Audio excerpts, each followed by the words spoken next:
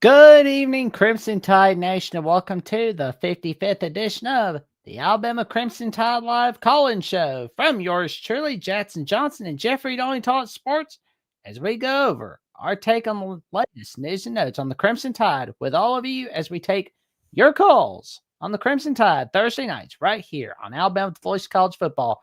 And let me tell you something, we've got a wild ride in store for you, and we've got a jam-packed lineup. How you doing tonight, good buddy? Doing good, Jackson. Just excited to see if this week Alabama can 100% prove to the college football world that we are better than we were last year. And I know that sounds like a completely moronic statement because a lot of people are going to be like, hey, we're way better than last year. We're ranked 4th right now, and we've won 4 top 25 matchups in a row. We won top 25 matchups last year, but we suffered poor defeats against inferior squads multiple times last year. This season, we already had the opening loss to Florida State. We can kind of overlook that, say, hey, it was week 1. We were nowhere near, we're at the level we're playing at right now. Florida State, they peaked in that game. It's been all downhill since. But this game right here is ultimate trap game because South Carolina does not look good. They've played awful football for the vast majority of the season. But we also lost to 2 teams last year that were not great. Vanderbilt was worse last year than they are this year. They were worse last year. We lost to them. Oklahoma was not very good. We lost to them.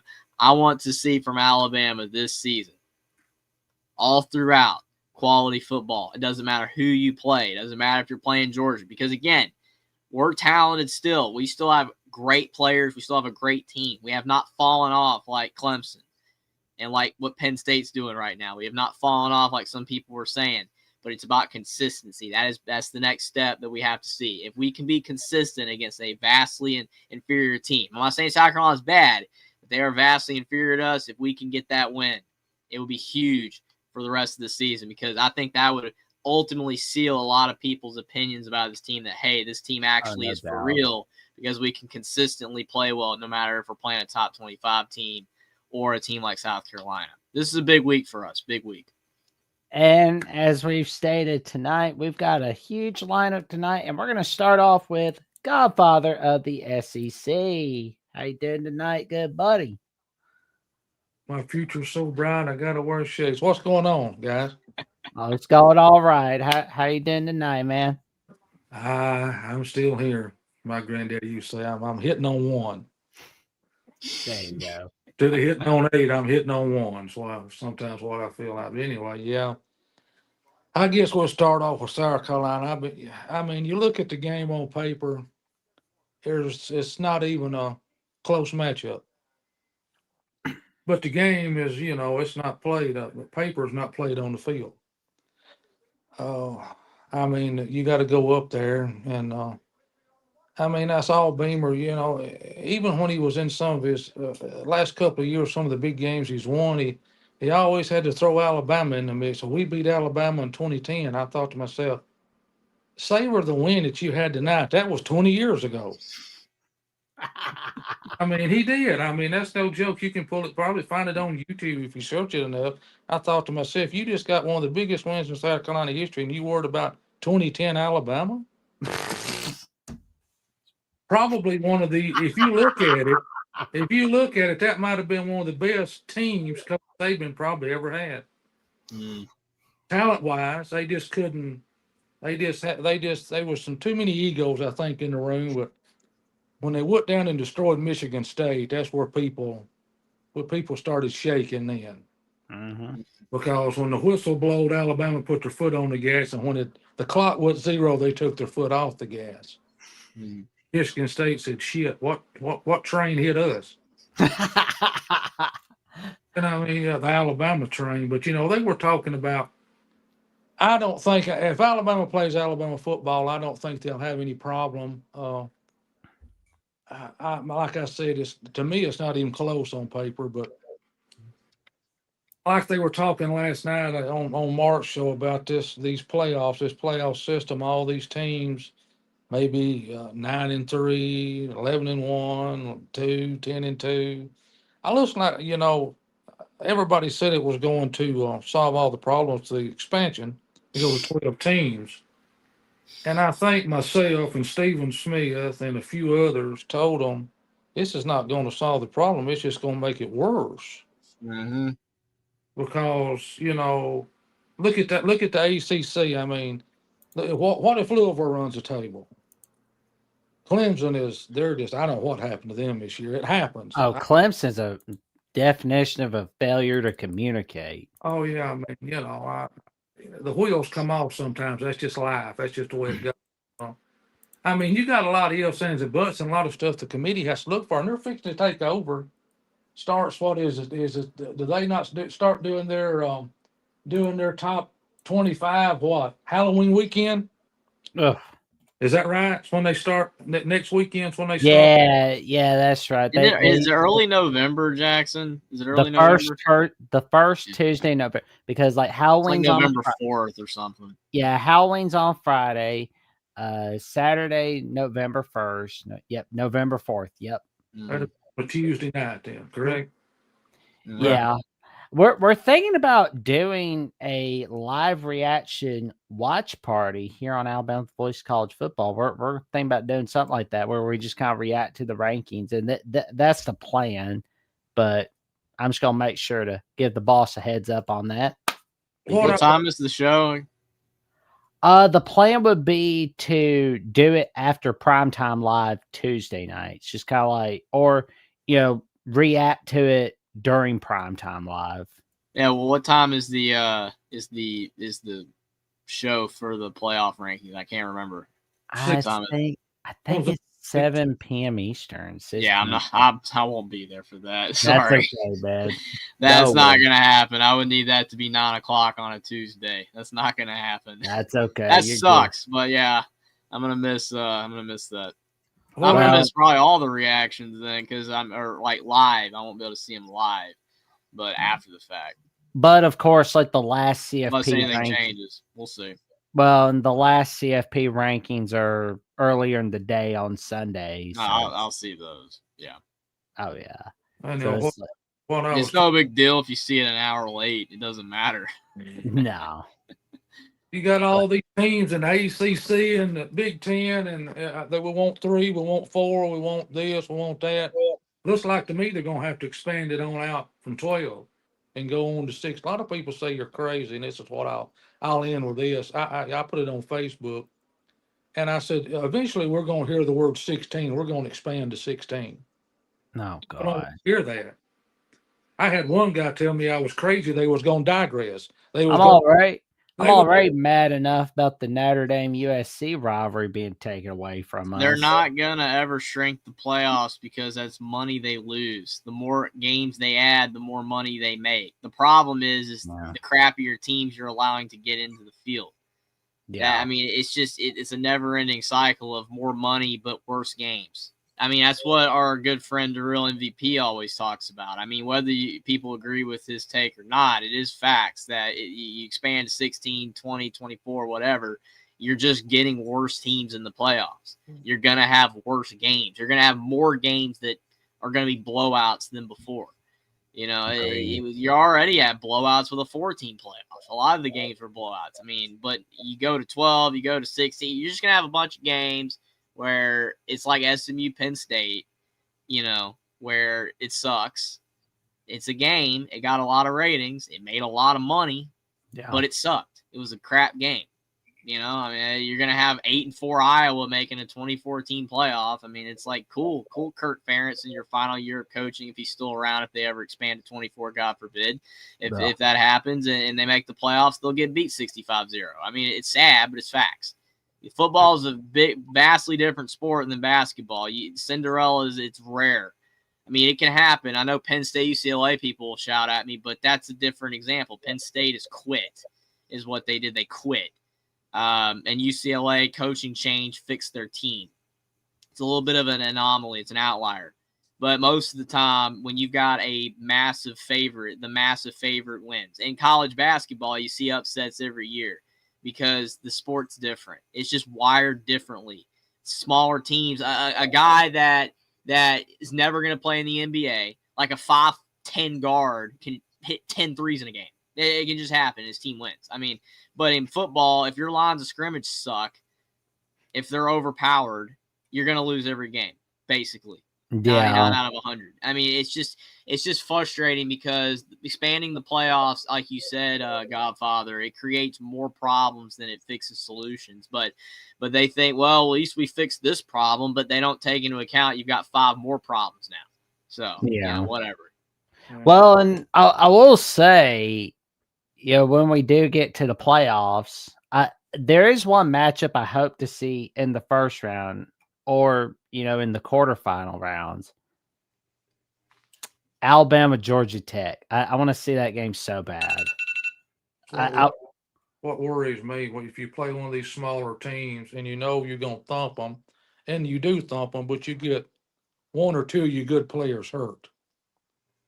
Then you're probably in the world of hurt. Well, I mean, the thing is, football is a different sport. I mean, you get hurt a lot easier. That's why you play NBA, you play 82 games. NFL, it was 16, but now it's 17.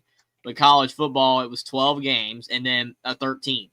That was it. When you had the BCS and bowl games, it was just 13. But now you have the potential for 14 with the conference championship game and then the BCS. But then now you have conference championship game, and then you've got multiple playoff games. You're up into like 17, 18 games at this point.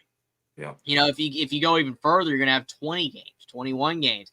It's going to be hilarious because it's not injuries are not hilarious, but the scenarios are going to be insane where you're going to have like a team that's like the best in college football by far. They look the best, like just say Ohio State. And then in like the third round of the playoffs, like in a 2014 playoff, they have like 5 major injuries and then they're cooked. I mean, they're history. And that can happen in a 13 or 14 game season, yes, but you're extrapolating that possibility when you expand to 20 games in a season.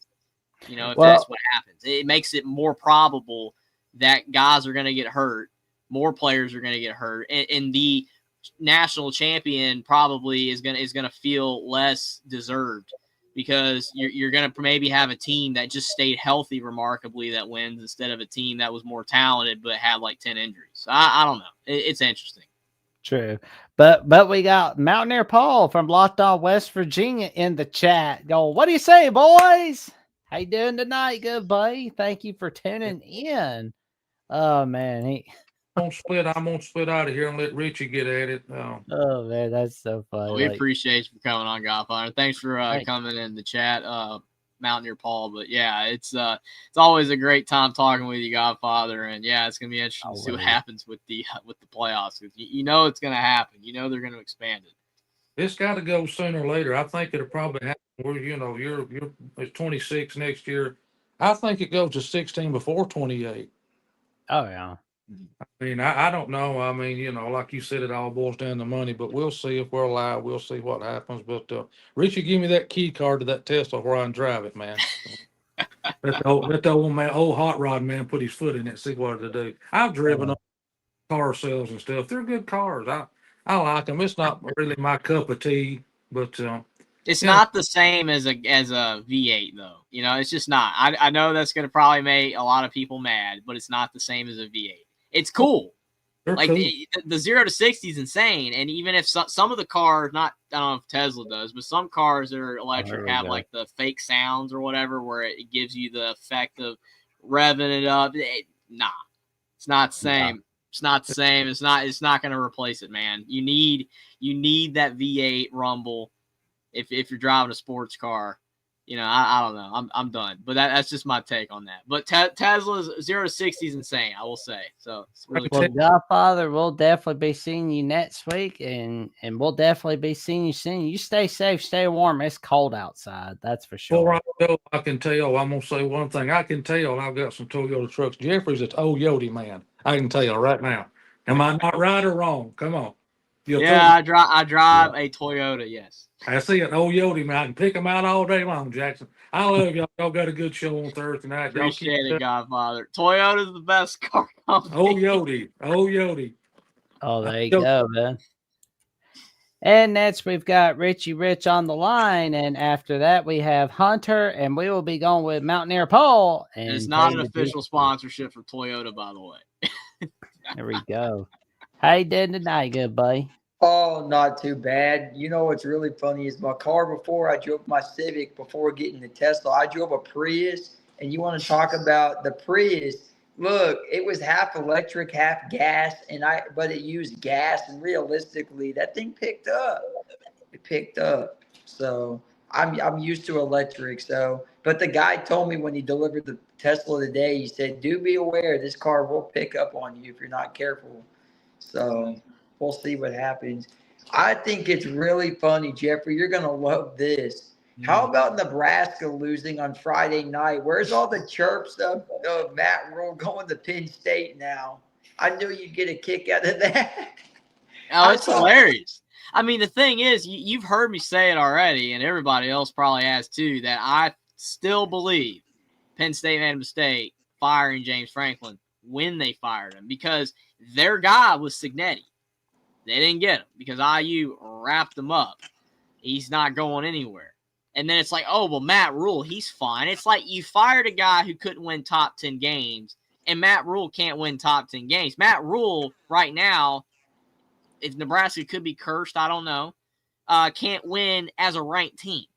Like, that's a way bigger issue than what James Franklin had going on, where, oh, yeah, we're in top 10 matchups, and he's like 2-25 or whatever, some ridiculous record. I know people are going to fact check me on that. I don't really care. I'm just saying, you get the point. His record was crap. So you look at Matt Rule, and it's like he cannot win when they're ranked. Last season, they were ranked 25th in the coaches poll, and they got completely destroyed by Indiana. And then this year, they're ranked 25th altogether in the AP and coaches, and they get relatively destroyed by Minnesota, a team that's not actually even that good. I mean, they're all right. It's pretty wild. I don't know if it really speaks more to Matt Rule, though, because, I mean, he did do good at Baylor and Temple. He did good there. I mean, he turned them around, both programs. So it's not to say he's not a good coach. The Panthers, I don't even count that. Because if we're going to count that, then Saban's NFL tenure, blah, blah, blah, blah, blah. So, yeah, I don't count that. But Matt Rule, he needs to fix Nebraska first. They need to get that program fixed before he goes to Penn State or some bigger job. I mean, Nebraska in and of itself is supposed to be a big job anyway. You know, I mean, I know that people are going to say, well, Penn State's vastly superior to Nebraska. Is it? Is it? I mean, yeah, Penn State's better than Nebraska right now. Unfortunately, the hierarchy that we've created based off past results, current results, and just history of college football, that we create these tier lists for teams. Indiana is defying the tier lists here. Indiana's the worst, and they still are currently the losingest program in college football history. But last I checked, they have the third highest paid coach in college football. So I think we kind of need to get rid of these tier lists. They got to go. They got to go away. So Who gives a crap if Penn State's above Nebraska or not? Indiana's above all of them right now. And where were they 2 years ago? So again, Matt Rule needs to fix where he's at. He doesn't need to go to Penn State. He needs to fix his own program that's good, that's historical and great and all that, that's not good right now. Fix that. So, yeah, he needs to be out of the Penn State conversation. But, who's Penn State going to get? Because right now, Florida's got the candidates. Whether they land them or not with Kiffin and Fish and all these guys, I still think Kiffin needs to stay on Miss. Penn State's the one that's screwed because who they got? Who's their candidates right now? So, yeah. So I was going to ask you, Richie, how are you feeling about the Alabama-South Carolina matchup this week? Well, first and foremost, I'll say this. You know, I always like to look back a bit on the Tennessee game and say it was a great game for Bama on the one hand. I think the turning point in the game, there's still holes that Bama has to me, snapping the ball late, getting found out by a run game because Tennessee found out the run game, and then starting slow in the second half because the second Tennessee got the ball, they ran it down our throat and scored. So that we're gonna have to do a better job in those couple aspects to look like a great team again, or but we're a good team. We don't really have the greatest pass rush either. I know Pierre's stepping up, our guy on defense or DB Pierre, but got to do a little bit better in that regards. Walking over to South Carolina, this is a major, like Jeffrey and you guys said, trap game because South Carolina is not that good, but you're on the road. This is the biggest thing that I tell folks all the time. Even if your record doesn't show it, you've got to play the SEC games as if it's your championship because you can seriously be in another position because South Carolina knows their back's against the wall because if they lose again, the hot seat from Beamer is only going to get hot. And right now, he's waiting in the jacuzzi. And next thing you know, we'll be dipping in the sauna. It's not to say that to be disrespectful. I think Beamer is a stand-up guy. But coaching-wise, you were supposed to have this season after last year's second half, and you're not. And another thing, too, is Lenora Sellers is going to end up getting injured to me. They have zero O-line protection for him. I noticed that last week against Oklahoma. And it's sad because Lenora Sellers is a good quarterback. But, it's different. Ty's playing at an elite level, another 200 passing yards and 2 touchdowns, Yeah. Well, we've got a couple super chats from Cade the Diesel Freak where he says to Richie, get lost, stay out of my way because the badass Buckeyes roll it cold, roll Buckeyes roll. And he says, I'm raising hell. What the hell have you been doing? How are you raising heck, Caden? Well, we appreciate what are you doing to raise heck from we need an elaboration. Well, we don't want to keep Mountain or Paul wait, so we're going to go ahead and bring him on with us right now. How are you doing tonight, buddy? What's up, brother? How you doing, man? Appreciate y'all for having me on. I was getting fired up listening to Jeffrey talk about the Penn State situation. I am a renowned James Franklin disliker, hater, if you will. So, I mean, I was probably on the glad side to see him go, but deserving is a different word for that, right? And I do see what your point is, but I want to ask you this, Jeffrey. So you said it seems like you were alluding to this remark. You said when they did. So are you saying that after the season would have been better? And what's your reasoning for now versus later? If that's the reason why I think that they made a mistake to fire James Franklin right now is because of the fact you're in the middle of the season and you have your recruiting class and your candidates list is bad.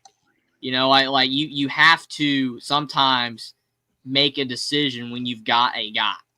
I know not everybody has their guy. Like Indiana did not have Cignetti right off the bat when they got rid of that Tom Allen. They made a couple calls first, and it just worked out that this guy that no one had ever heard of before ends up being a top 5 coach somehow out of nowhere. But when it comes to Penn State, their candidates were Matt Rule and Kurt Cignetti. I mean, literally everyone knew that before they fired him. I could have told you that. You could have said that. Anybody knew that. And both are not happening, right? It's just not going to happen. One of them would have been a slam dunk. Cignetti would have been insanely good there, but they underestimated that IU had the bucks and actually are willing to spend it and use it. And Matt Rule's not going to work. That's just not going to work because you're essentially hiring with a career record worse than what Franklin's done. So I say win because they don't have anybody. I could be wrong. Again, I will eat my words if I'm wrong and somehow they find some diamond in the rough guy that ends up blowing it out of proportion because it can happen. Well, I understand it's going to be great, but I'm not seeing what their angle right now.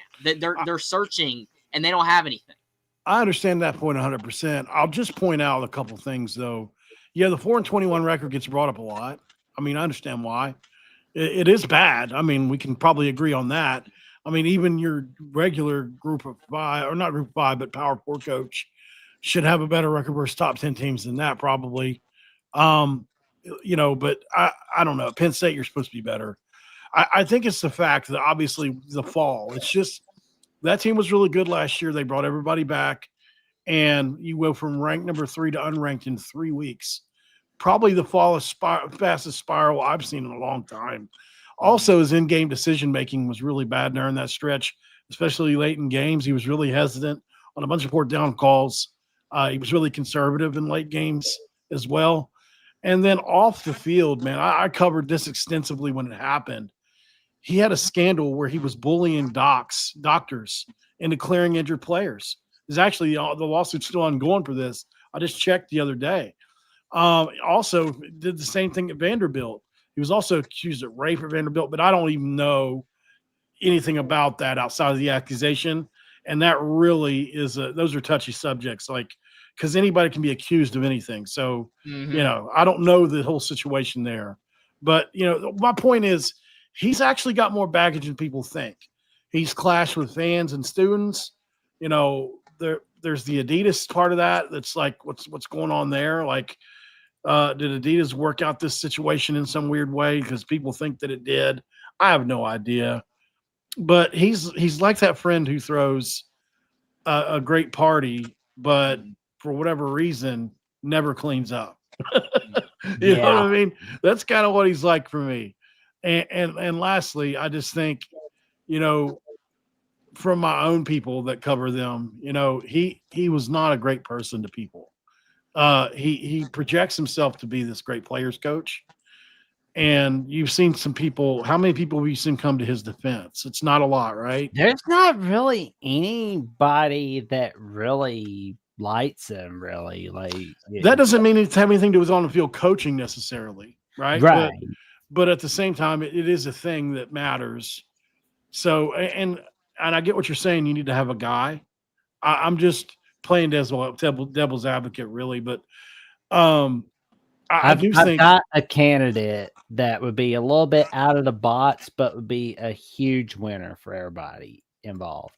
I have Brent Key at Georgia Tech.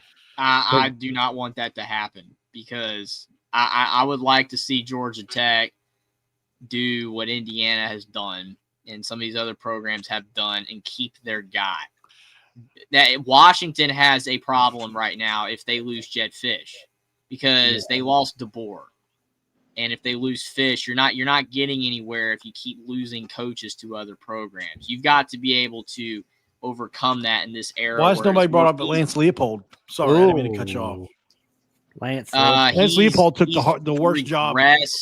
Record-wise. That's not saying that he hasn't done great. He's amazing. But Penn State's a high standard. That's why I think that their candidates list is lacking. Because you just said that it's not good enough at Penn State. How many coaches right now that are even candidates or proposed candidates do you think could do better than James Franklin at Penn State?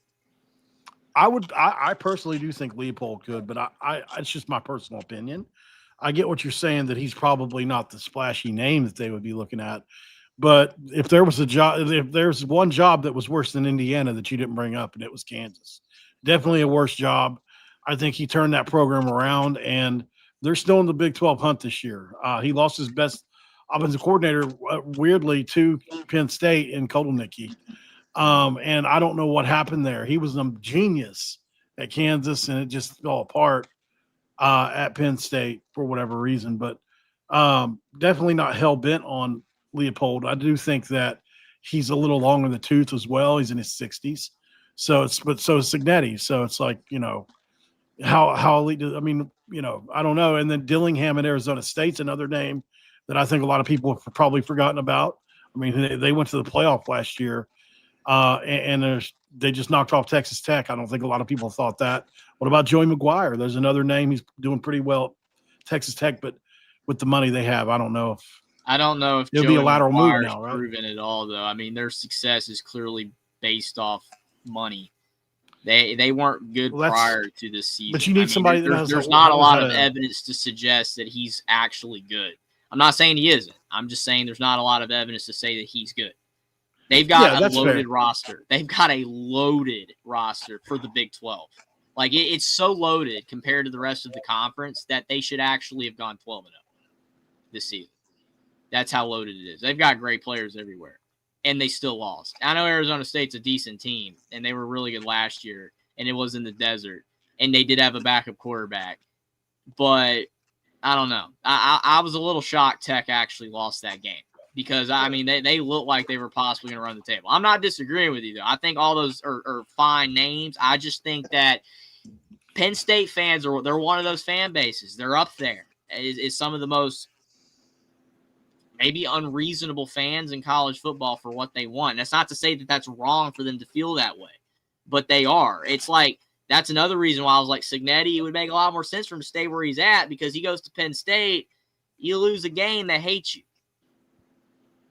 You know, you lose a game at IU, it's okay, because we're used to going 3-9. Penn State fans expect a lot every single time. Maybe, yeah, James Franklin might not have handled stuff well, but those fans still were kind of crap sometimes. Some of those games, they were really bad.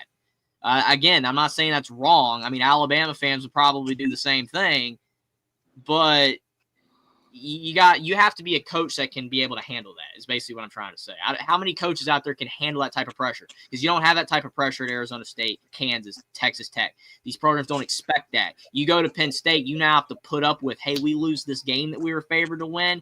We're going to want you fired. We're going to boo you off the field. We're going to, yell and shout obscenities at you. Yeah. That's a Penn State problem that you have to deal with as a coach if you're there. And not a lot of people can actually handle that.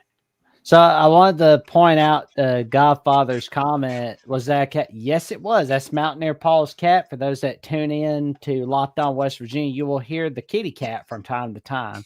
And anytime I go on with Mountaineer Paul, we tend to have a lot of fun. And matter of fact, we make Wookiee noises. And for those that don't tune in Locked On West Virginia, let's do it. Let's show the audience. A Wookiee noise? Yeah. I love it. Oh, man. I wanted to say this, Jeffrey. I agree with your take on when they fired him, because here's the thing. James Franklin just won 37 games and took Penn State to the college semifinal. There's not a lot of people that can do that. I'm sorry, Penn State fans, but there's not a lot of people that can do that. Yeah, so I heard my guy Tyler Siskey make this point from Siskey and McCready. He said, listen to this. I'll give you guys a name, see what you think. I've been called delusional for this name, but here it is. He wins 37 games. He takes you to the college semifinal, and then you fire the guy, and the AD goes, what are we doing now? Where are we going? It's like, you lose 3 games, and all of a sudden you got to get rid of the guy. The guy's got to go. It's like, to me, I would have, if you're going to let the guy go, I would have let him go at the end of the season where you have more time to look for a coach. Their back's against the wall to me. So I just feel like, firing him to me was a funky decision. Now, I don't know anything that happened off the scene, behind the scenes or off the field or anything, but just looking at James Franklin, the football coach, he had success. After all that Sandusky, sanctions and things that happened there, they brought him in to clean up the mess. And to me, he was a step in the right direction. Now, it also sucks that Aller's out for the season, losing that. But again, it is what it is. I got 2 other names I'm going to tell you. Why would anybody, and I don't know how y'all think about this, why would you hire John Gruden to me? People keep spitting out John Gruden. I don't think it's going to happen. I wouldn't hire John Gruden anywhere. They've linked him to Florida. They've linked him to Arkansas, and I've heard him linked to Penn State. Why? What right now brings Gruden to the table? Because he's a flashy name? Belichick's not working. Belichick's a flashy name, and he got the job. His offenses are too complicated for college, in my opinion. Yeah, he would have to dumb it down a lot in college. You can't have those kind of play calls. And I don't know, maybe you can, but have you ever been on YouTube and listened to some of the play calls he has? Some of them are like 12 or 13 seconds long. I'm not even exaggerating. Wow. It's like some of the longest play calls I've ever heard. He would be I don't know. Like you guys said about his last tenure wasn't great. So James Franklin got fired for 2 mistakes. Literally 2 mistakes. I know people are going to talk about the record and the top matchups and all that stuff, but it was 2 mistakes that he made this season. Keeping Drew Allard, because that was a mistake. We've realized that now. Pribula would have been better. And the second was hiring Jim Knowles. Those are the 2 mistakes. It clearly were the 2 mistakes. Like that could have been fixed like literally could have been. Those are solvable problems. Get a new quarterback next season. Get a new defensive coordinator. I understand the record. I understand all that and the unlikability and all that. He was there for over a decade. I mean, sometimes stuff you kind of you overstay your welcome, like Cal at Kentucky kind of stuff. When you're there for a long time, it makes people like DeBoer 12 years from now. If he's still at Alabama, probably Alabama fans aren't going to like him because they'll have like 15 billion reasons to not like him. I agree with Steve. Penn State's never really had great receivers in like the last 7 years either. And I get that's a Franklin issue, but still, Allar's not very good. He's just not. You know, a name that I think is really interesting. I don't know if you guys like the name, but I had a guy tell me, you know, a name that's right now ready to roll is, and you're probably going to think, why would you hire this guy because of what he did at Northwestern? But Fitzgerald. I've heard that name, and people look at me, and I know I'm probably delusional for this name. You're not delusional because he was good, but that's not going to happen. Yeah, it's the difference because, you know, it's just one of those deals that's like they don't talk about him, but they won't do it. They want one of these guys that has a name to him, and Pat Fitzgerald doesn't really bring a name. But, you know, another thing I wanted to leave it at with this is, I think the fight, like we all know Napier, they can Napier at Florida, right? And the big after a win, after a win, is terrible. And the guy that I housed it for is a Florida booster and said this to me. He was basically on the phone. He goes, "I'm writing a check to pay my dues to Florida." He goes, "Florida right now," and I said, "What do you think about some of these names?" He said, "I don't want Kiffin and I don't want Gruden." He said, I want somebody younger that actually they want to give a chance to. And he basically said to me, he goes, the reason they canned Napier was for a couple reasons. He's a great preparation for the game, but when it comes to Saturday games, he makes really bad decisions on the field that makes you go, what are you doing? And then he said to me, he goes, look, the last few coaches were actually decent coaches. Will Muschamp wasn't sorry. Jim McElwain took you to 2 SEC championships. Dan Mullen's not even sorry. He's not awful. He just has issues. Who'd you say wasn't sorry? Dan Mullen. He's not awful. No, he's Mullen kind of looks like Cousin Eddie. I'm just waiting regardless of what he looks like, he's not awful. I mean, he actually was pretty good there despite no recruiting or whatever they said. Literally was not bad. But it's a standard. Jeffrey, we've got some super chats, but first, Trojan Fight has a question for Mountaineer Paul. Is Alabama soft for canceling West Virginia and scheduling East Carolina? Yes or no? No, it had to be done. I mean, there's no way out of it, right? You add a conference game to your slate. I mean, you've got to have the right balance of P4 to G5 to FCS or whatever ratio. You know, when I did a show on it, and I've changed my mind since then. I don't know if that's what you're basing it off of. I was emotional when it happened. I think a lot of us were looking forward to that game, even though we weren't expecting to win the game this early in Rich Rod's tenure. It's still a game that you want on your schedule, right? Because you want to have eyeballs, you want to have attention. But scheduling East Carolina was the move that I don't agree with. And I think a lot of us are kind of curious as to why that was the team. But at the end of the day, I don't control those decisions. Could have been a better scheduling choice for sure. Yeah. I get it whenever you lose somebody and you're not, well, I can't even say not expecting to lose them. We all kind of knew this was coming. You know, it would have rather had probably a rival, but there is history between the two teams. It's just, I would have liked to play Bama for sure. I know, especially in this new era. We came really close in 2014. That was a really good game of the Chick-fil-A Kickoff Bowl. I think we represented ourselves really well that day, considering who we were playing. So it would have been nice to play it again. Yeah, I mean, like, I hated that the home and home was going away, but I felt like the moment the SEC said it was official, we're going to 9 games, I felt like this game was going kaput. And the funny thing about this comment, though, Trojan Fight, he's in our chat a lot. great guy, but his comment cracks me up. I know he was being satirical with the question, but you do realize that ECU's better than West Virginia right now, right? Like I know West Virginia as a program is infinitely better than East Carolina. They have a great history. Rich Rod was good there. It can be done again. But right this very second, East Carolina is better than West Virginia. So that question's hilarious because the irony of the timing of it is it could not be. It can't make West Virginia look any worse right now.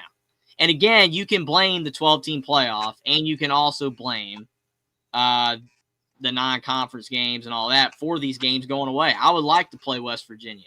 I'd like Notre Dame USC as Jackson proposed to keep it, and again, I'm with them. I agree. I want all these games to stay, but they're going away because of these moves. It has anything to do with us. True college football fans, we want these games. I see Steve don't do that. I'd rather Bama play West Virginia. I was playing devil's advocate there for a second. But yeah, it sucks, but it is what it is. And we got a $9.99 super sticker from our good buddy, Godfather of the SEC. We appreciate it very much. And Caden the Diesel Freak, who is always coming in the chat with another $5 super chat where he says, Alabama fans are stupid as hell, and Hunter and Richie get lost.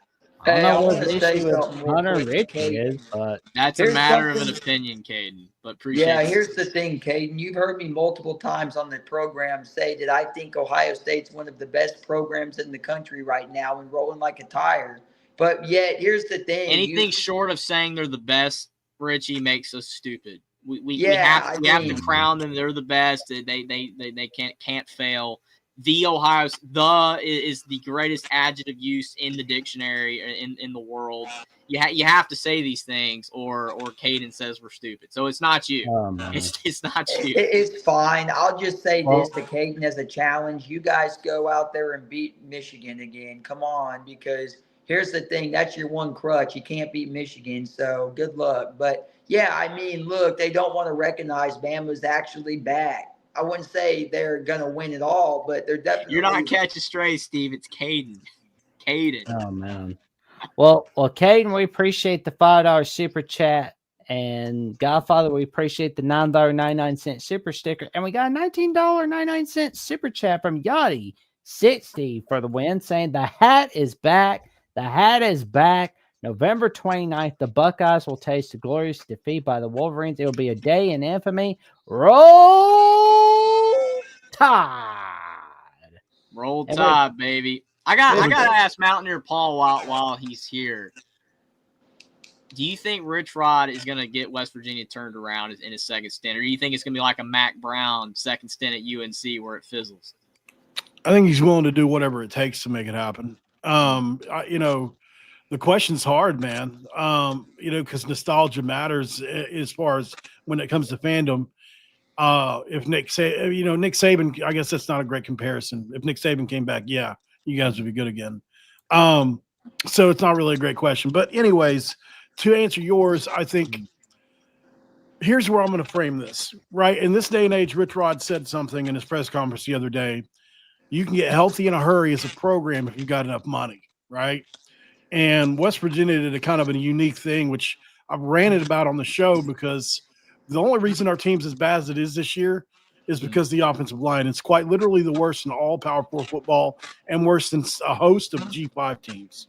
So we saved $5 million. We front loaded like everybody else, and then we saved $5 million of that money. We didn't spend it. We chose not to, which doesn't roll over, but because this fiscal year a portal does open, you can technically use it towards next year's portal class. Pretty smart move if you're trying to get better in year 2 rather than year 1. But I think a lot of donors were upset about this money not being used this year. But I think they'll be happier next year, to piggyback onto what I'm trying to get to. So, because I'll kind of a little longer answer. And then we are scheduled to have it the entirety of the cap. So that will be between 14 to 16 million, depending on which school you are. So that puts us at 21. Texas Tech spent 28, right? If you count the totality of everything, according to Chris Level, who covers them as a coworker of mine. And so they spent like 15, and then they had another like 13 outside the cap or whatever it was.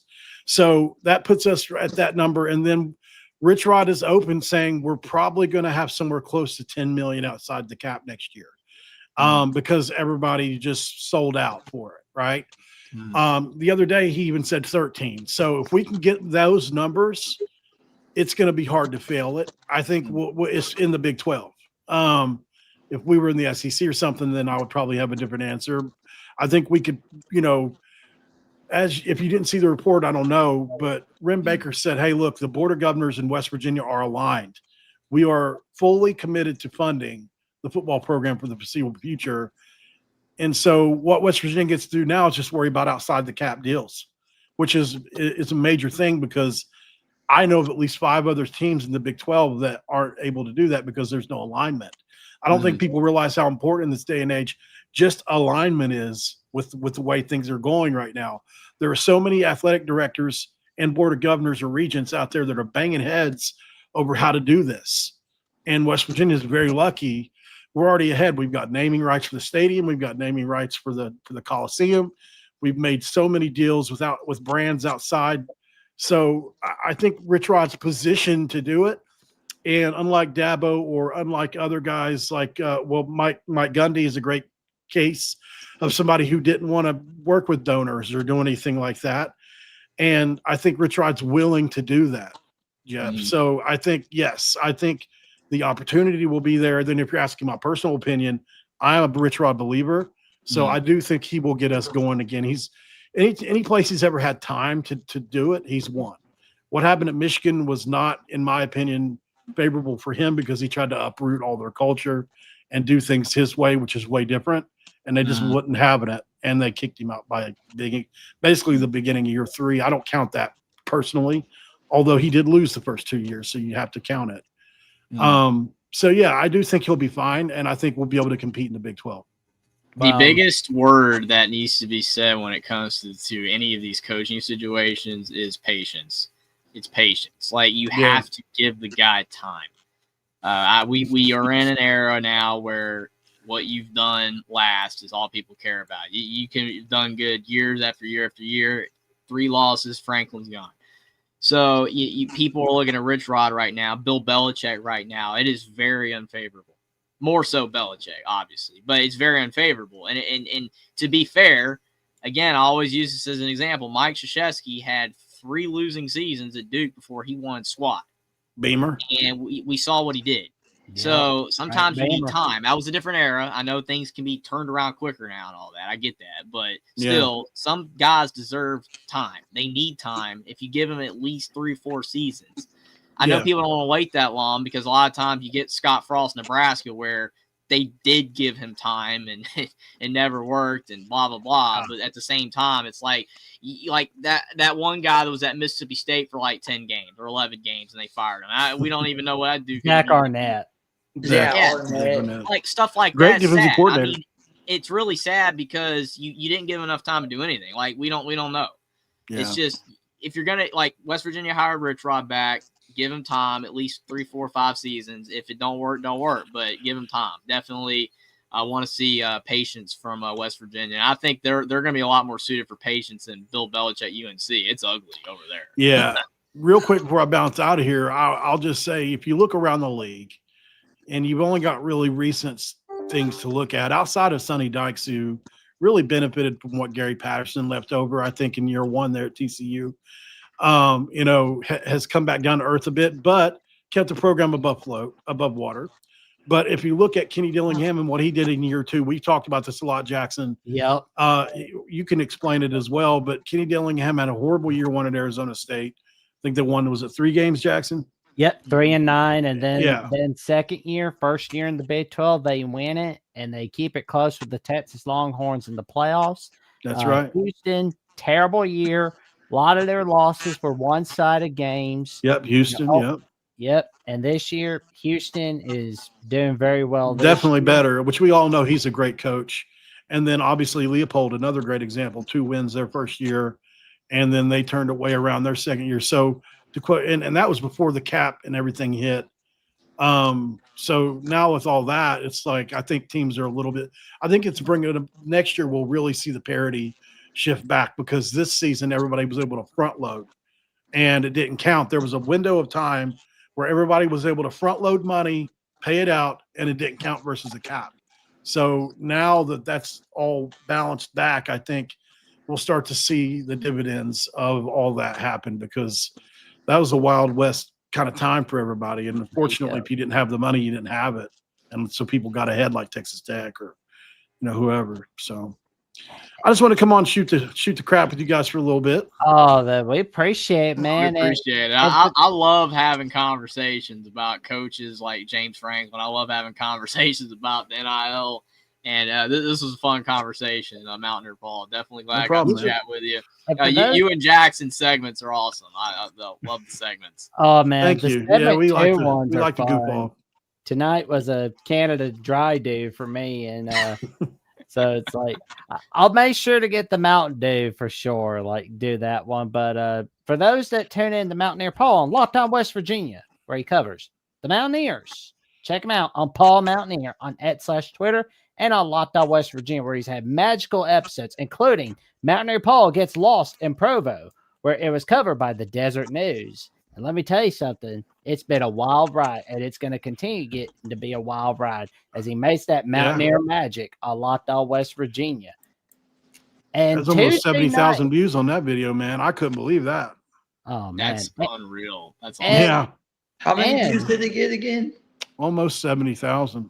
Hey, congratulations, brother. BYU fans are next level, though. They really are. Like, they might be per capita the strongest fan base I've interacted with. They go crazy. Well, Paul, you've also got more magic coming on here on Alabama with the Voice of College Football for the 34th edition of Alabama Primetime Live, where I'll be joined by not just Mountaineer Paul of Locked On West Virginia, but I'll also be joined by Luke Robinson of Locked On Bama and Jimmy Stein of Locked On Bama and Cover Crimson, as we'll be talking a lot about how Alabama has been performing in the mid-season through our eyes. No worries. We're going to let Paul discuss some West Virginia Mountaineer stuff. And all right, we'll see if we can convert him to a Bama fan before the end of the show. Listen, if a bunch of Bama fans come watch my show, I'll definitely talk about them. Absolutely. Good night, guys. Thank you. Stay safe, stay warm. It's cold out. And bye, good night, good buddy. Bye, Jeff. Appreciate it, Mountaineer Paul. Everybody go check out Locked On West Virginia for sure. Later, fellas. Oh, man. You sleep well, man. It's like he said, like Bama fans show up, he'll talk about Bama. That's why we always talk about Ohio State, Steve. That's why we always talk about Ohio State. We got Caden in here. You got to talk about the Buckeyes, right? You gotta get some positive publicity. Got to do it. I've got one more question for you guys before I have to hop off for the next caller. What do y'all think what do you assess for the South Carolina game this weekend? Oh, Alabama's gonna be cheering up South Carolina like a chicken nugget, 35-13. And I hope so. And Jeffrey has Alabama winning 35-14 against South Carolina. I'm confident that we'll do well, but just some part of my brain is just remembering last year. And I know, again, we look better than last year in any point last season outside of maybe the LSU game where LSU allowed Milroe to like Superman. So the thing is that other than that, like this season in the first half of Georgia last year, this season, we have consistently looked better than we did last year. The 4 ranked wins in a row, we look great. But the thing is that this game, to me, is the game that can separate our team this year from last year. I really believe that. I know it sounds corny. I'm like, oh, South Carolina, they're 3-4. It don't matter. We're only favored by 11.5. Even Vegas is like, it's not a game that we can take lightly. It doesn't matter. They've got a guy in Sellers who's very talented, has a lot of potential still. Yeah, the teams look bad. Their play calling has looked bad, but they still have a good fan base. They still have a good crowd, especially when a team like Bama's in town. It's if South Carolina gets to an early lead, things can get dicey. So even though I've got the score being that high for Alabama because I am confident in them, some part of my brain is still telling me, watch out for this game. I think DeBoer's going to have them ready. I think this team has grown up and learned from last year. I think they are better than last year, and they will win this game But if they somehow have screwed up and lost, it wouldn't shock me. And I would be very disappointed. But I hope that does not happen. I don't think it will happen, but there is a chance that could happen. Well, Richie, we're gonna get your score prediction before we get to our next caller. What's your score prediction for Alabama, South Carolina? I'm going to take a flyer on this game and say 35, 35-14. Oh my God. Great minds think alike, right, Jackson? Absolutely. That's Jeffrey's final score. Yeah, great minds think alike. I just think that this is going to be a game that, the boys need to look at it and go, you're back. Like, South Carolina's back's against the wall. Beamer knows what he's up against. There's chirps of him going to Virginia Tech if something was to happen at South Carolina because of his dad, Frank. There's a lot of what ifs for South Carolina. I do stand on it.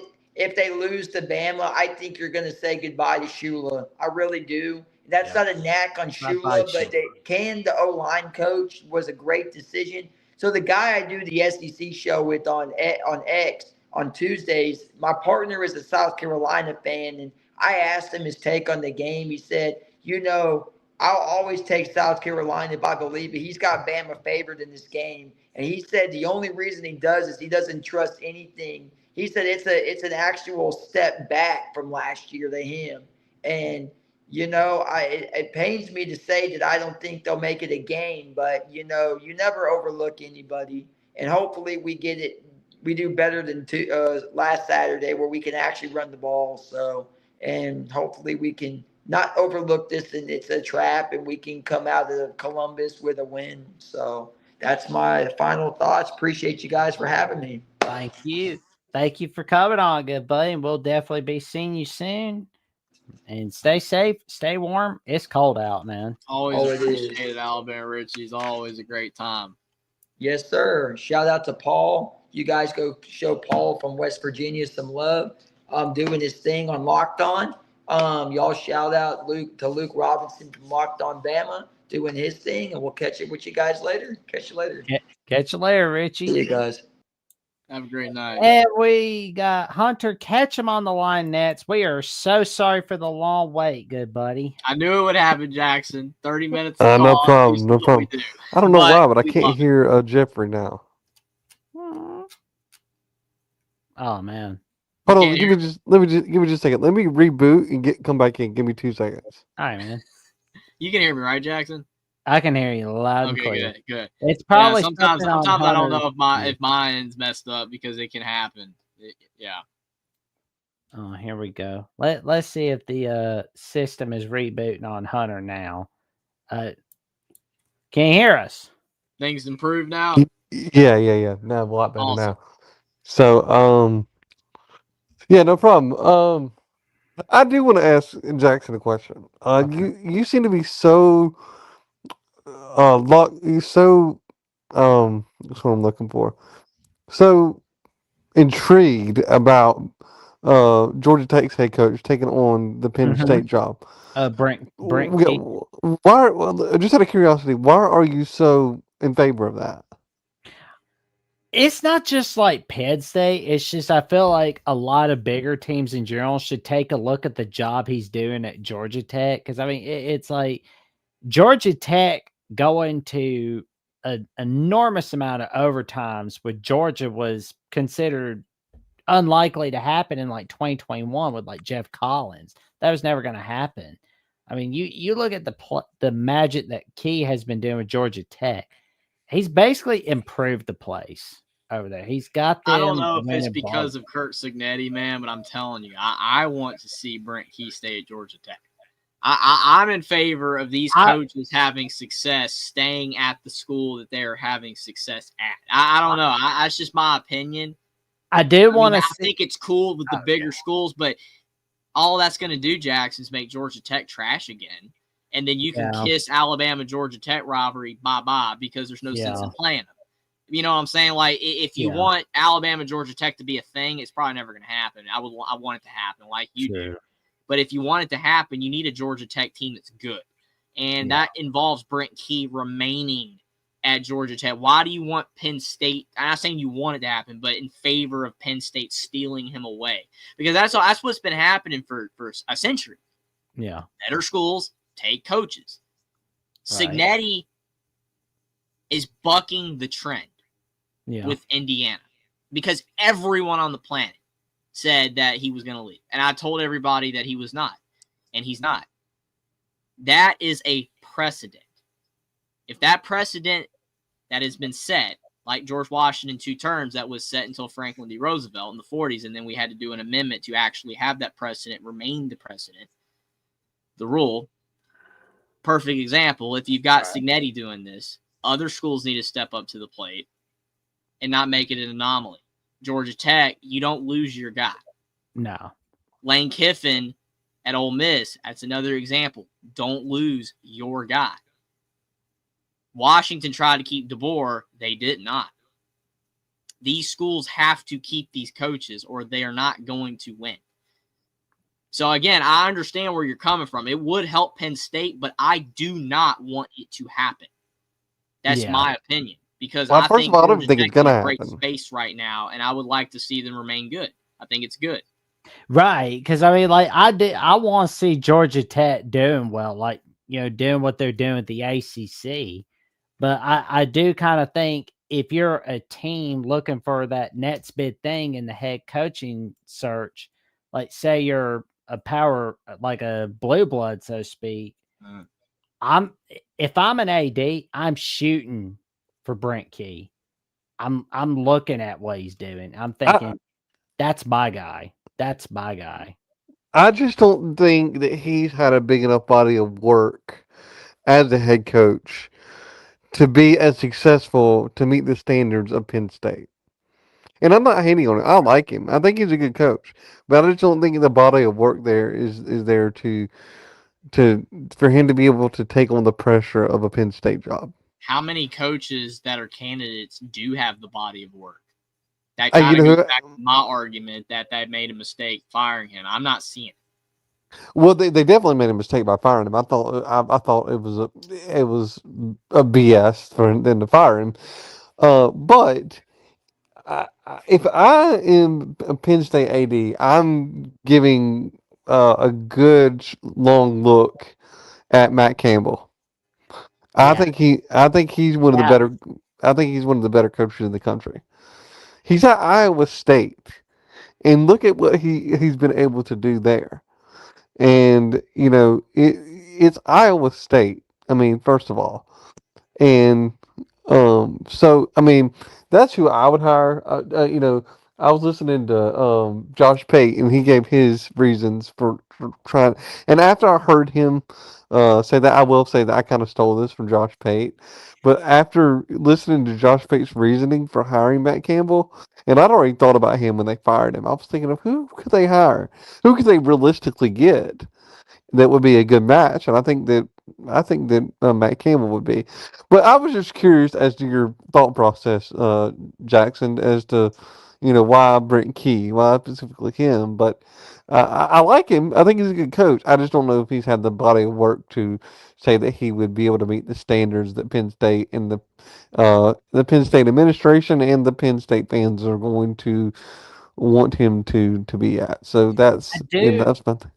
I do hope Georgia Tech will do everything they can to keep, because I mean it's like, forget the Nets Paul Johnson. He could be like their Nets Bobby Dodd. Like what he's doing at Georgia Tech is just tremendous work. I would not be surprised if we see Georgia Tech winning the AC. I mean, like, I'm not saying they will, but I'm saying they could win a playoff game if they get in the playoffs, depending on who they play. Well, they were the underdog against Duke last week, and I was like, "Here, take my money. If they're going to lose that game, take my money." But I bet on that game. I was like, "There's no way Georgia Tech's losing to Duke." No. And so I think the odds makers were smoking something that day. well, that's one of the. Every once in a while, you can look at the odds and you can find one that just don't make any sense. And I thought that was one. So, You want to know something that doesn't make any sense? Sorry to cut you off, Hunter, but you want to know something that doesn't make any sense is the fact that there have actually been a few media analysts out there that have tried to lobby for Kalen DeBoer to go to Penn State. If you try to lobby for Kalen DeBoer to go to Penn State, I don't know how anybody can even take that person seriously. Your credibility is just gone, dude. I mean, I'm sorry. Like he's got the biggest job in the country. Alabama literally is paying DeBoer more money than what Franklin was making already in 2 years. And Franklin's been there for over a decade. Like, why would he do that? And he's got the biggest job in the country, in my opinion. That's just stupidity, man. Like, it's so stupid that there's actually people out there that have tried to lobby for that. And even on the odds. Because I just looked up the odds while you and Jackson were talking for the next head coach at Nebraska, and DeBoer's like 8th on the list. He should not be on the list at all. There's people betting on that. You're wasting your money.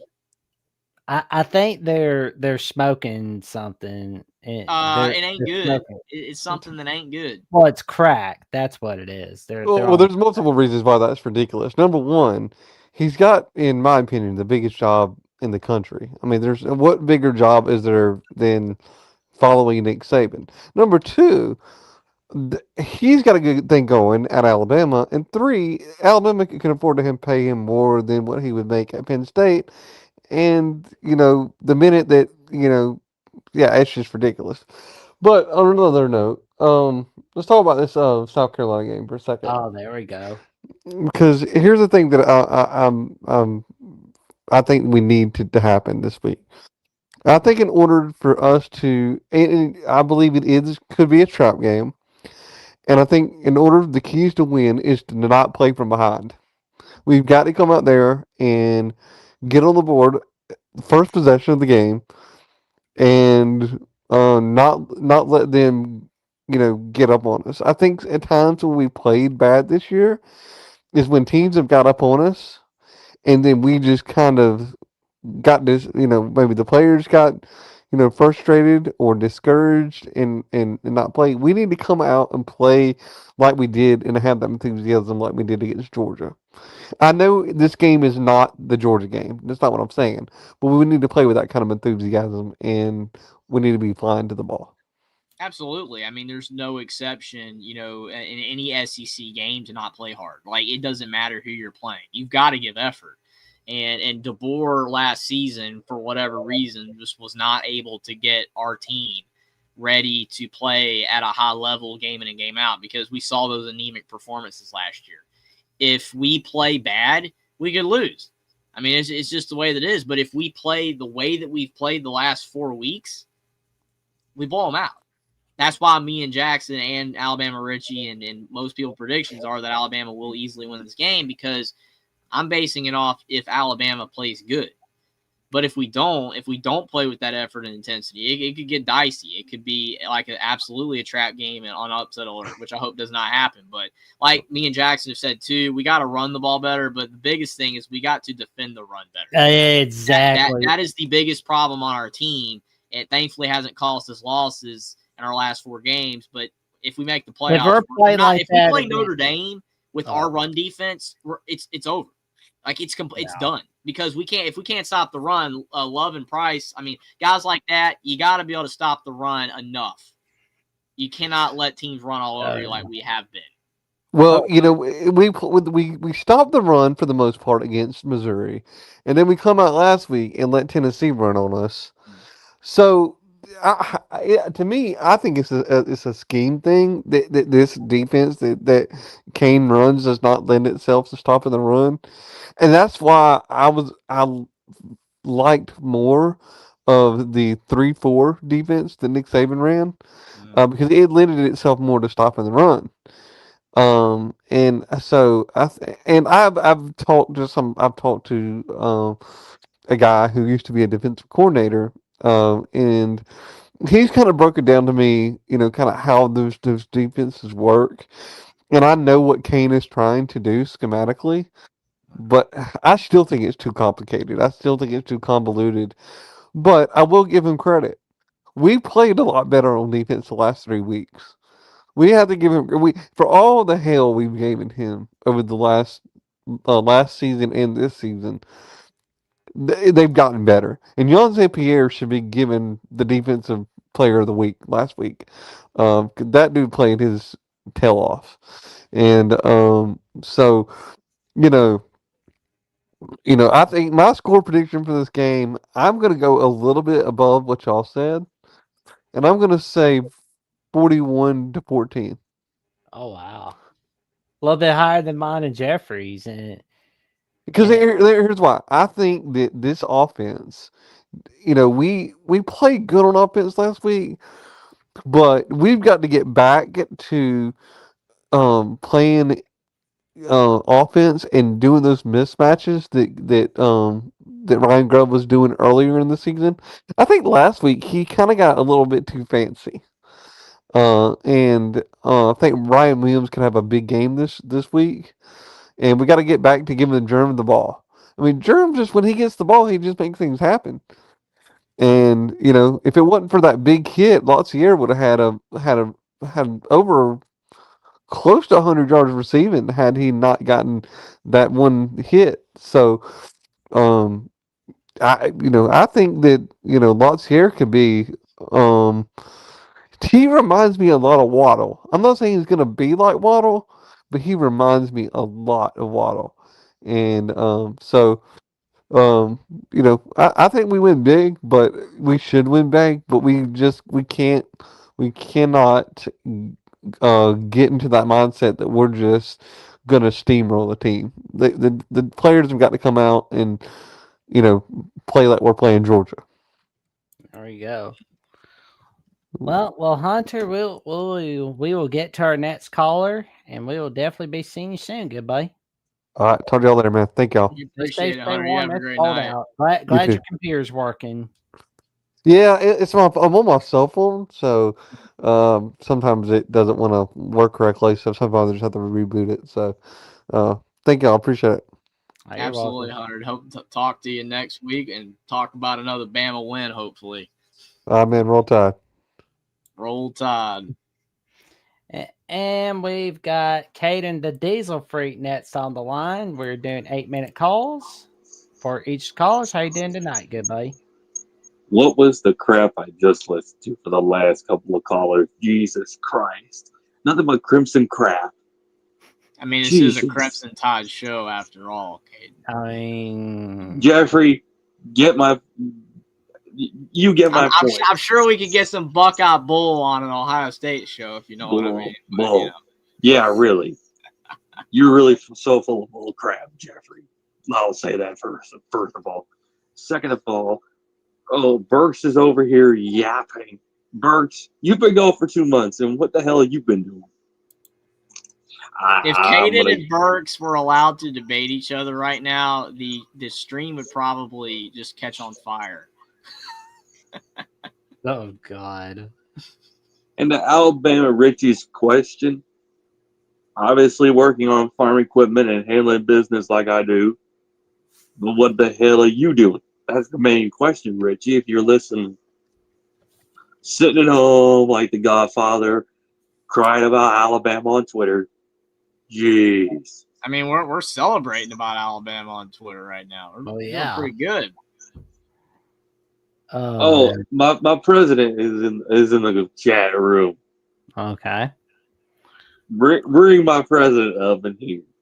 Bring my favorite president. What about Burks?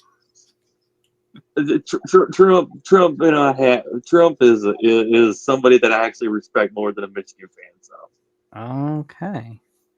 This show's about to lose you, man. Okay, well, how you doing tonight, man? Hello, Jackson, and hello, Jeffrey. Hello, Caden. I see Caden's a big supporter of mine. Thank you very much. I appreciate it.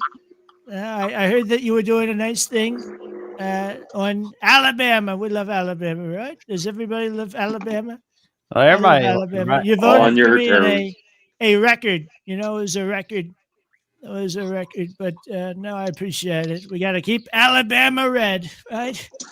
You got to keep it red. Agreed, sir. Agreed. Right? But I didn't want to come on to your show. I see that you're doing a lot of nice things. A lot of great things, by the way. Talking about college football. Are you all in college, or are you all out of college? Oh, I'm out of college. I'm working at the Voice College Football, and I've got my own YouTube channel as well, the Jacksonian. I don't know if That's Caden good. is in school. I am, but No, I'm a That's full good. time. I'm a full time farm hand mechanic, and I'm a full time heavy equipment operator, Mr. President. That's great. That's great to hear. And you know what? I think that we've got a lot of job opportunities for the people in the trade market. You know, the people in trades. They get a lot of opportunities because we've got so many needs for electricians, everything else. You know, plumbers, all of it, and we need it bad. We need it actually a lot more than a lot of the other jobs. I'll be honest with you. But you've got some very smart people going to college in Alabama. You're not turning too woke, I hope. Not too woke.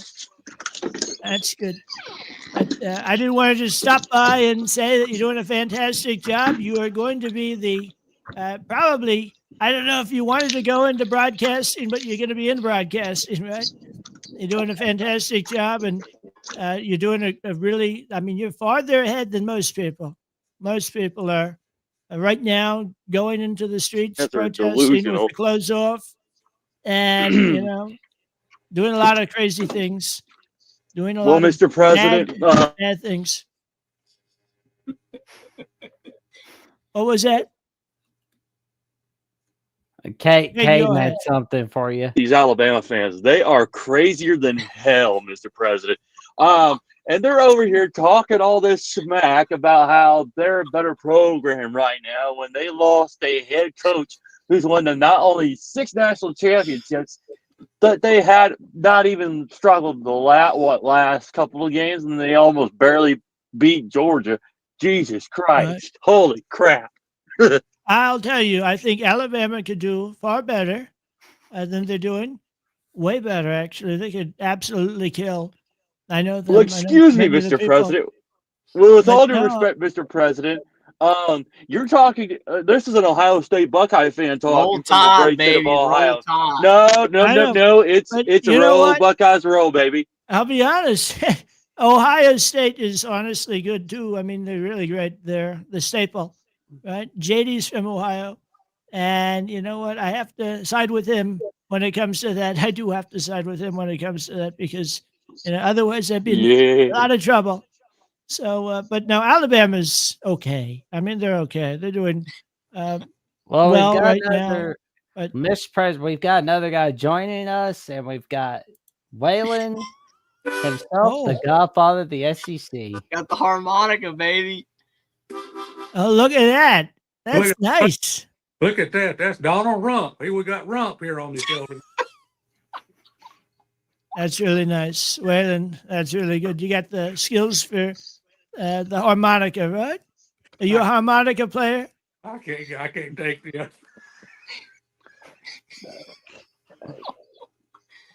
Are you in a band? You Mr. look like President, you're in a I'm gonna band. You tell got a you. band T-shirt on. That's nice.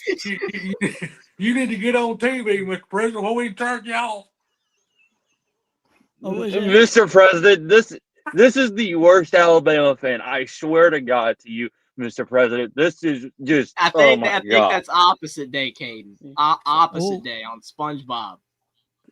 Oh hell no, Jeffrey! Today is not opposite day, boy. So shut your mouth. It can be any day you want, Caden. It can be any day. Jeffrey tried me because I swear to God, I will send you on your last ride, and I will send you 6 feet down, and you won't be coming back up. On my last ride. I don't know how settle you down. control that. Excuse me.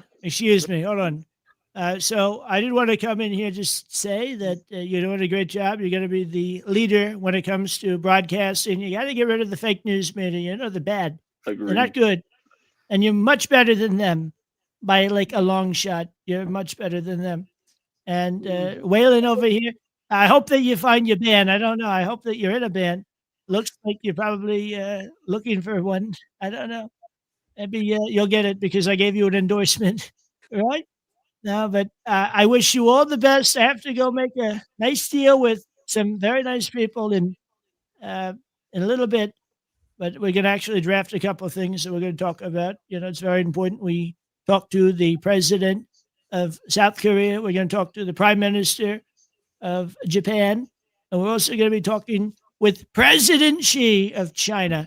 So God bless you. I wish you all. Mr. President, take care of business for this country, man. Take care of business. Right. Bye-bye. Thank you, Mr. President. Yes, sir. What a man. What a man. Hey, Jackson, you know what? For the love of God, bring up Burks. Burks, get your ass up in here right now. You want to get it on right now? I will bring him up right now. I swear to God, Jackson. Burks, how you doing tonight, man? The show is officially gone.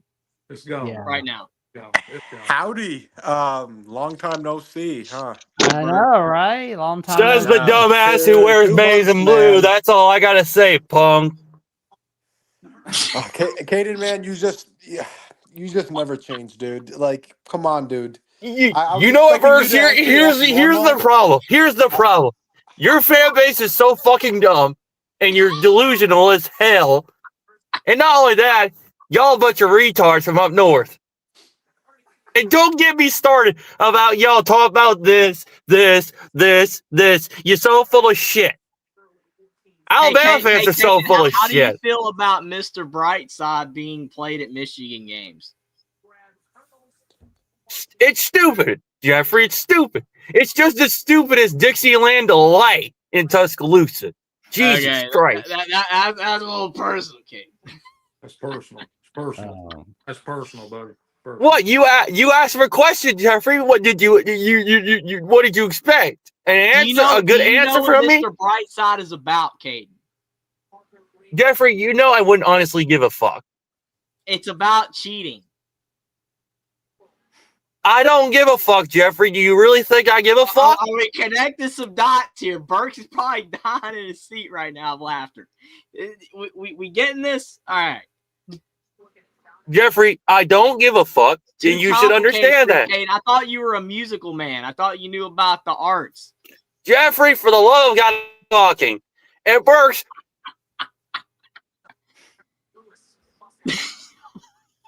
You got Pepto-Bismol. There you go. Pepto-Bismol is in the chat. What are you sipping on, a couple drinks or something? I don't know what the hell you've been up to. Are you finished? Let's hear what Burks has. I'm sorry, Burks. I just had to rile Caden up there. No, it's fine. It's fine. Listen, Caden. You really need some fucking help, dude. Like, I come here after 2 months and you don't change. You're not fucking changing, man. What's wrong with you? You have some PTSD or some shit? Go get some fucking help, dude. And you know how I know you're so weird, man? You go. I'm not gonna lie. I went on my cousin's Twitter account. I wanted to search you up to see if you were real. And dude, you try flirting with girls on Twitter when you don't even when they don't even know who the hell you are. That's how I know you're so weird. Okay, you're just like the Ohio State fans who love their soft porn and all that shit, man. You're a weirdo. So go get some help and stop being rude, man. Stop being bloody rude. All the time you're rude. You're like King Midas. Anything you touch, you turn it into shit. Okay, shit. That's why I can't stand you. So fuck off and just please have a good night and come back when you're better. All right. Holy shit. Hey, dude. Burks, you know what? I'd rather be broken than be fine. And you know what? I feel completely fine. And first of all, I don't watch You're not fucking fine, dude. Okay. Oh, really? Yes, That's a guy who probably drinks about 4 fucking beers a day. Oh, he drinks beer, huh? That's what that makes you manly, huh? Look, really? You know what? Here's the difference between me and you, Burks. The difference is I'm the one who's raising hell, drinking a couple Mountain Dews, driving a semi. Oh, and I operate farm equipment. And you're stuck in a corporate office with a suit and tie. Shut up. I need to ask you, what is your fucking motive, man? Coming on these shows and acting like an idiot. Please tell me what your motive is. I'm letting you know right now, if you're trying to get popular, no. Yeah, what you're doing is not making you popular. What the hell are you asking for? What you're doing is not making you popular. It's not. Because you blanked out there for a second. It's not. It's making you look like a dumbass. Okay, no one takes you seriously. So you really need to go get some help. You asked what? No. Every time you say I'm gonna take a break and not coming back for 5 months, you fucking come back the next week, man. Like, what the hell, That's dude? what I'm saying. He can't get enough, Burks. He can't get enough. Yeah, he needs attention, and we get That's it. why Right? Michael Jackson's But you know what? You know what, saying, bro? don't stop till you Listen, get enough, you know? come back after a week. Listen, I want to talk Alabama football with Jackson and Jeffrey. Okay, I'm not really here for this shit, man. So please, just please, walk off. All right, just How say about you goodbye. do? I just came here to talk Alabama football and some Michigan. I didn't come here for this bullshit that This you're is trying to such an start. iconic scene and moment in Alabama Crimson Tide All Live. right, Michigan's so full of shit. but Oh what does this my have to do with god. Michigan, man? Just fuck off and get out for 5. Okay, just Oh, please really? leave. Really? Coming from the biggest Michigan coward on the face of this planet. I like Coming old from music. you. I am a I like old coward. music. I did I say I am a backstabber, so I'm like the most hated Michigan fan, the hell? Just like you're the most hated Yeah, Alabama. well, But you know what something? you You know ran something? you Here's the ran difference like a between me and little you. baby I bitch don't and you try to ran be away like popular, a try bitch. to You cause two drama and should want be to have friends because you attention. guys are both hated by your fan base. Hell no. I'm not being friends with that SOB. Hell no. Yeah. All right. Just trying to make a Burks I is want to the talk suggestion. Alabama biggest football. Hey, I lying want to talk bastard I had Alabama ever heard. football. So, Okay, Caden, well, if you could well, please No, leave hold on, so I can Jackson. talk Hold on. Alabama Jackson, football with these you two sure you're ready to let and this catch go? up. No. Burks, you know what? You are the biggest bastard on this damn planet, and I don't even know why the hell you disappeared for 2 months, and you're the biggest bitch Life, hey, on this life. earth. That's why I disappeared. Life, man. All right. Now let me talk to Jackson Jeffrey about Alabama football. If you have nothing to talk about Alabama football, then just leave. Honestly, just Well, leave. Alabama football, let me be honest with you, Burks. It's shit.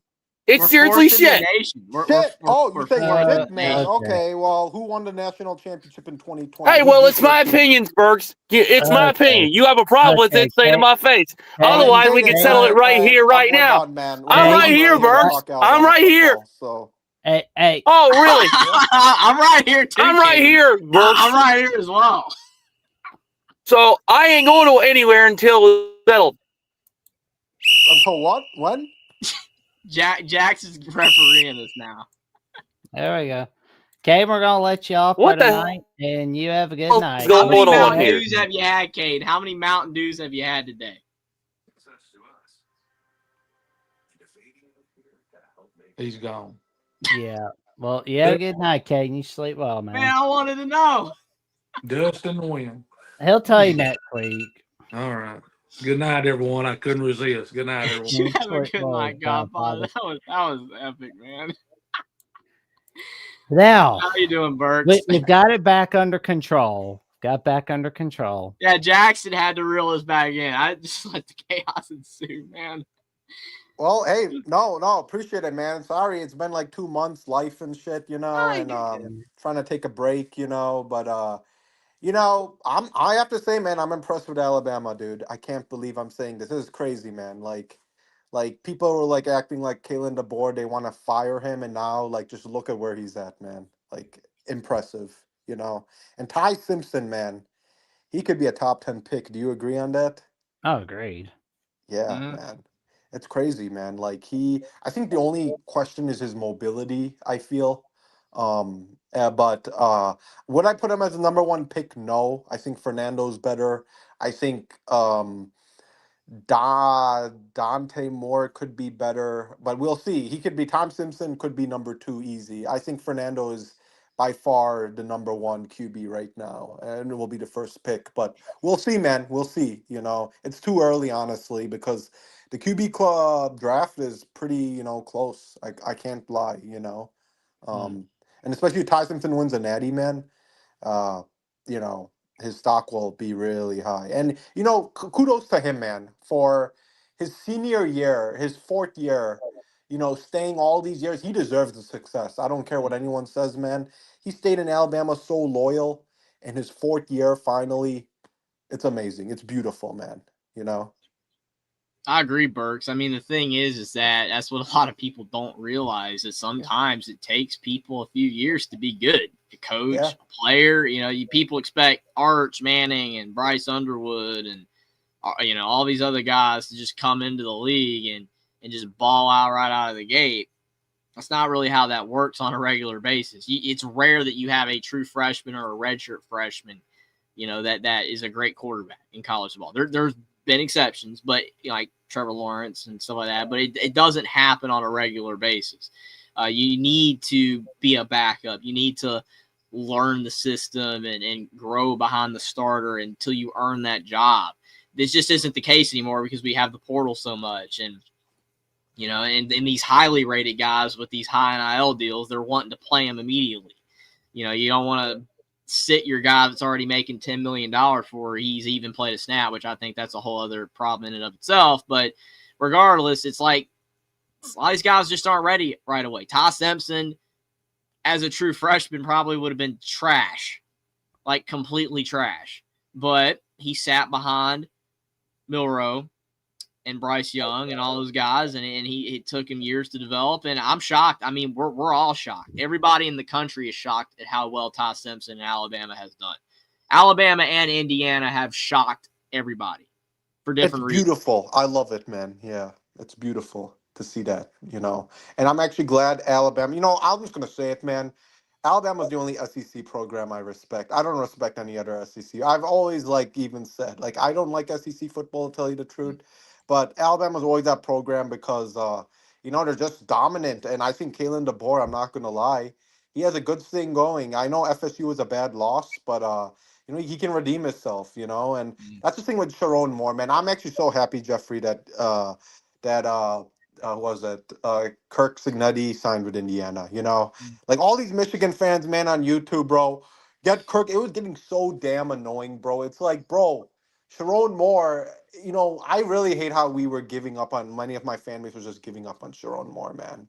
Like after losing to USC, bro, there's so much season left, man. And he still has stuff. You need to understand, man, Harbaugh, okay, Jim Harbaugh, axed the program of ours. He took everyone with him, man. And screw him, honestly. Even though, thank you for winning us a natty, Jim Harbaugh. I appreciate it.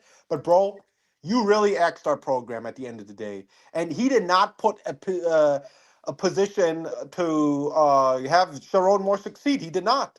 Saban put a position for Kalen DeBoer to succeed. Urban Meyer put a position for Ryan Day to succeed. So, Sharon Moore is in a disadvantage. And, I think that I give him kudos for if we go 9-3 this year, I will be happy because even if we don't make the playoffs, just because, at the end of the day, Sharon Moore, he has to make his own team. He had no really help. Harbaugh didn't really help him much.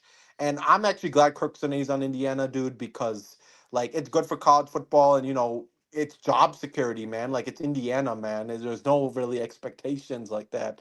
So, I'm just happy, and now all my Michigan fan base can now shut the hell up and stick with Sharon Moore, and that's how I want it to be. So, That's absolutely fair. I mean, I was getting sick and tired of every program wanting the guy. I mean, nobody wanted the guy when he was at James Madison.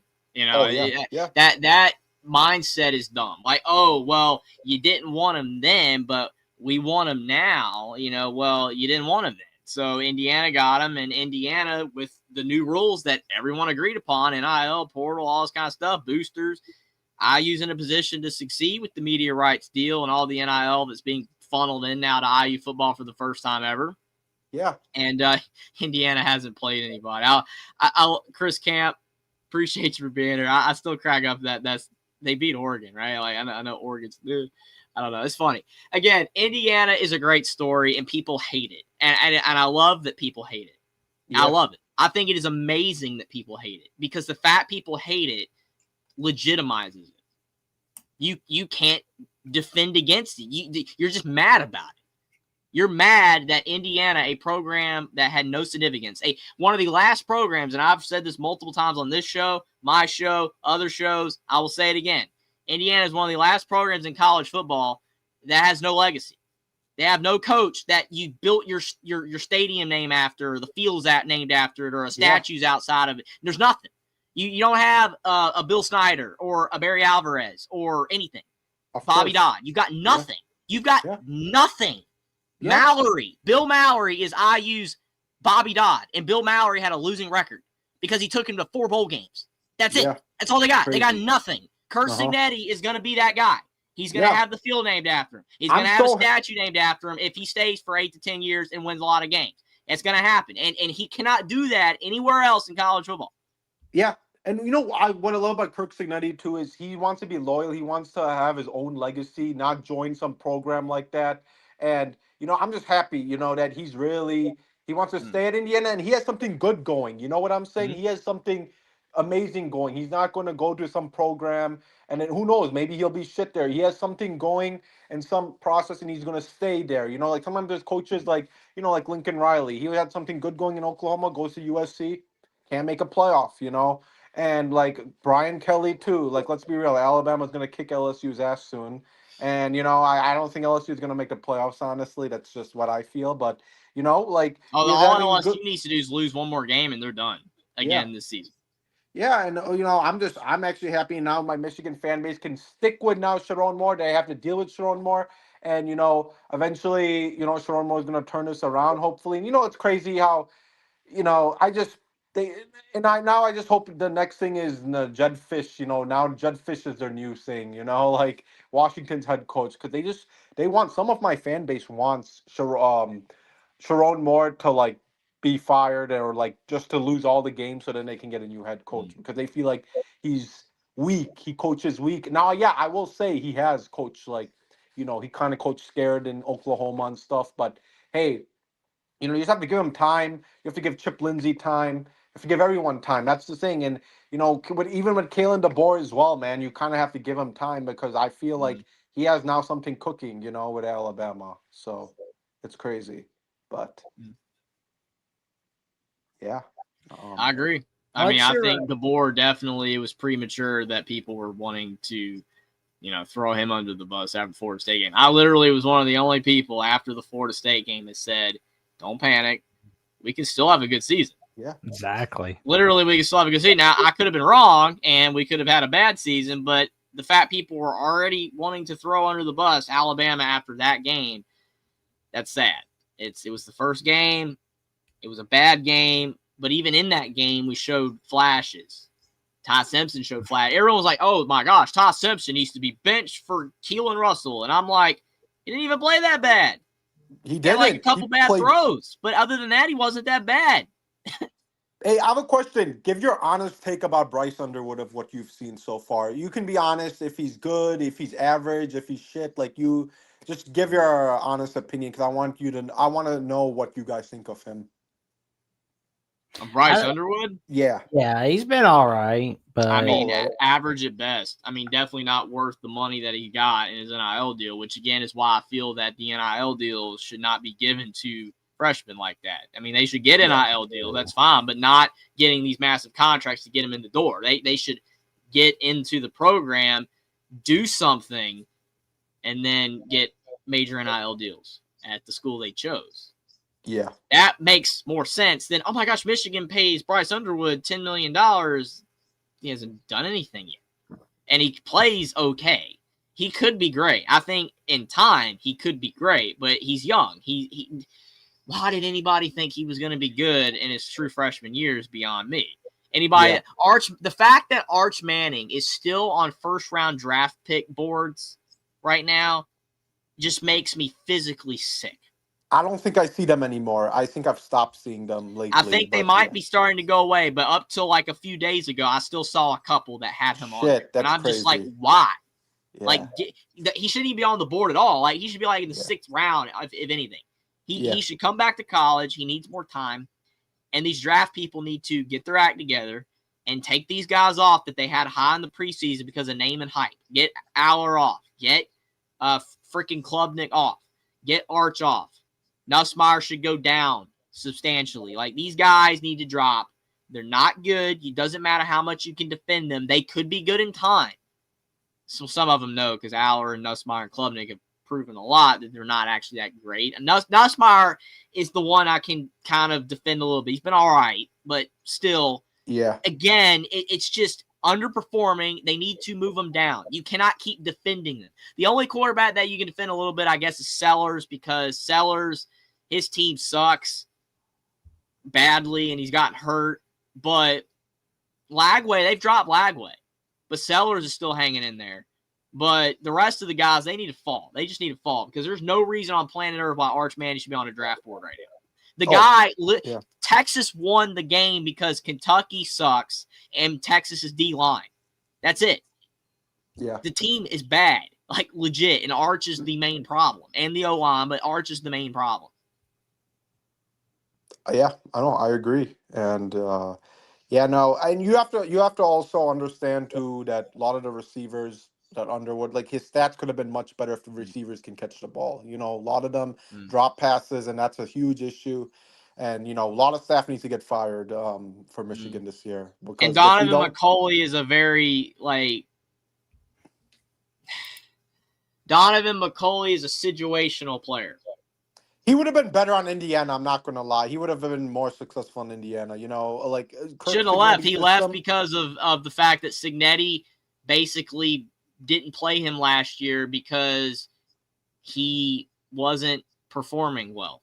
Really, Frankly, that's shocking. he didn't play last year. He wasn't hurt. Didn't play. Really, I thought he was hurt. Not really. Really? Nope. This is like the JJ McCarthy on the Vikings, man.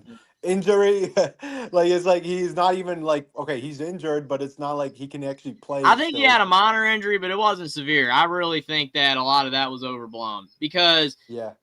The thing is that if he wasn't benched, why did he leave? I mean, because Exactly, Indiana can probably pay a pretty hefty amount, and IU's better. I mean, he left and went to a worse team. This isn't what Jack Tuttle did. Jack Tuttle left because he wanted to win a championship as a backup, and he achieved that. Good job for Jack Tuttle. What Donovan McCulley did was go to a worse team. But he's the best receiver. In Indiana, you've got Surratt and Cooper and E.J. Williams. I mean, we've got a core of guys. Donovan McCulley might not even have played much again. I mean, Donovan McCulley's a good player. He's a good athlete, but he's a very situational receiver. Surratt's good on every down. Cooper is good on every down. Donovan McCulley's good when you just need a jump ball. I mean, he's not a route runner type of guy mostly. He's just run straight downfield and catch the ball over the defender. That's good, but that can only do you so much. Yeah, I got yeah. Yeah, no, it's yeah, that's I don't know, man, but it's crazy how.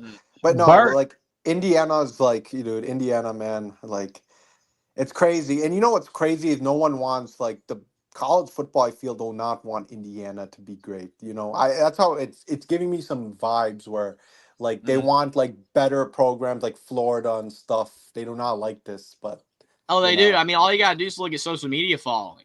I mean, Florida, these big programs have 1 million followers or 500,000 plus followers on Twitter, X, Facebook, whatever, and Indiana's only got 150,000.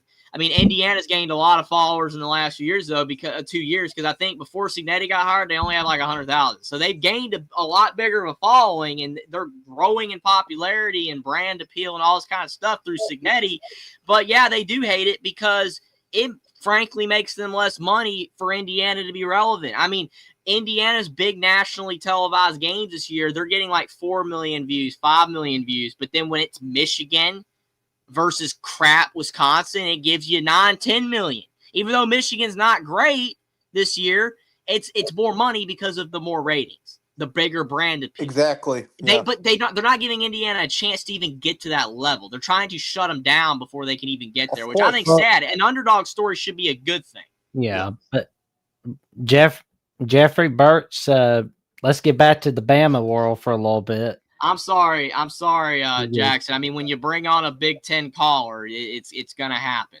I know. I can go both ways. That's the thing. I know people hate that because, again, I love the SEC and I love Alabama. I live in the South, for goodness sake. But I like IU, and they're in the Big Ten, so I know a lot about the Big Ten, too. So, unfortunately, it irritates people on both sides because Steve gets frustrated when I start with the SEC, and then all these Bama people get mad when I start talking about the Big Ten. So, and by the way, I would root for both. Whoever wins, I'd be happy. Obviously, Bama is my favorite team, but if IU won, it would be cool as heck. It would be cool. But I can't root against Bama because I love Alabama. I'm an Alabama Crimson Tide fan for life. So. Yeah. North Carolina is in the South, Steve. Come on. I can tell you this: if Alabama is playing Indiana in the playoffs, let's just say we've got we will be planning a spectacular show. That is for sure. And we'll be yeah. The reason that we allow the trolls, Chris, is because I at least me, Jackson, I pretty much think feels the same way, but I don't like blocking people. A lot of people on the internet like to block people. Why are you going to block people that are watching your show? Even if they're saying a bunch of crap that you don't like, it's still their opinion. Even if it's completely satirical or they actually mean it, it's their opinion. As long as they're not breaking YouTube rules, I don't see any issue with it. My thing is that, you know, we are trying to get more Alabama fans in here. So that would eliminate the trolls, right? But we like our trolls. We like the Ohio State. Stephen Sherry is amazing. Trojan Fight is great. Caden's Caden. But, you know, again, these people contribute to our show in a lot of meaningful ways. At least that's the way I see it. And I just don't agree with blocking them. You know what I'm saying? I don't think that, when everyone agrees, there are platforms on the internet where that's the case, where everyone agrees with each other. And I don't understand why people like that, because of course, whatever you say on that side, everyone's going to agree with it. When you're on a platform or a situation where not everyone's going to agree, it's what creates the discussion and the discourse. That's the whole point of talking about this stuff. So again, that's the way I feel about it. Tell what you just said. Tell John Diamos that. Hey, I love John Diadabo and TJ. Those guys are awesome. I just have a different perspective on that type of stuff. Everyone's different. Everyone runs their shows differently. I mean, again, I don't know. Like Jackson's not a big block guy either. He's never done that because, again, unless people are not breaking the rules, I'm not going to do it. But Jackson could be a little different. I don't know. I only block when it gets really, really bad. So I probably need to start doing better, honestly. But yeah, I just disagree, because unless it's really bad, I don't get into the block.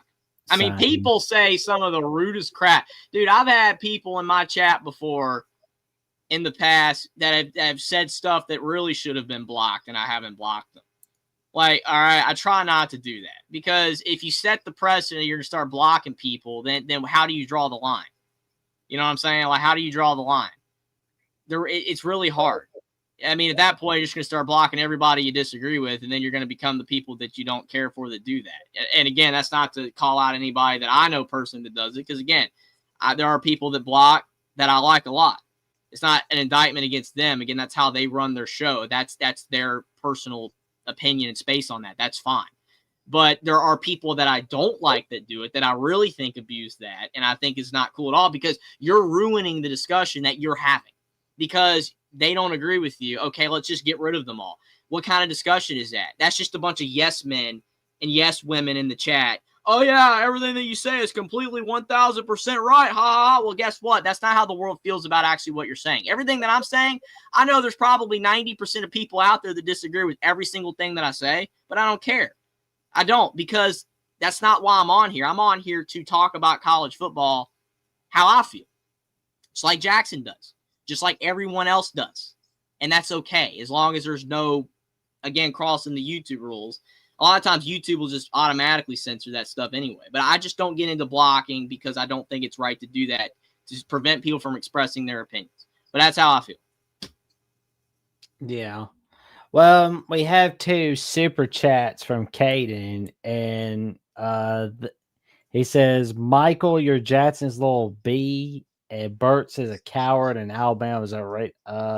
You're literally, that's literally my IT guy, and that's my dad you're talking about. But yeah, that's so ironic. He didn't even know that before he said that. If you want to be messing around with an Iraq war veteran, Caden, I think you're gonna lose that one. I'm sorry. That's 0.1 for Jackson's IT guy. Mm-hmm. Oh God.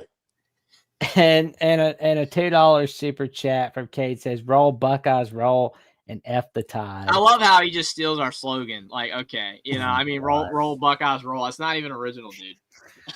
Well, and we like to mention, if you can't put in a super chat or put in a super sticker, Don't worry about it. That's okay. That's why you see the ticker right here. To like, comment, subscribe, click on the notification bell, and share each episode of Alabama with the Voice of College Football so you never miss no video whatsoever.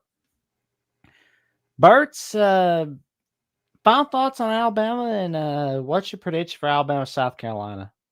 Yeah, Alabama's gonna win. I would say 27-10 or 30-10. I would say probably a 20 point. And I think this. Listen, I think they can go all the way to the championship. Like this team is. Mark Rogers, I think, predicted the Alabama Ohio State championship, and it can really likely happen. Like I'm pretty like I think they'll make the playoffs, and I feel like they can make it far. Ty Simpson is playing great.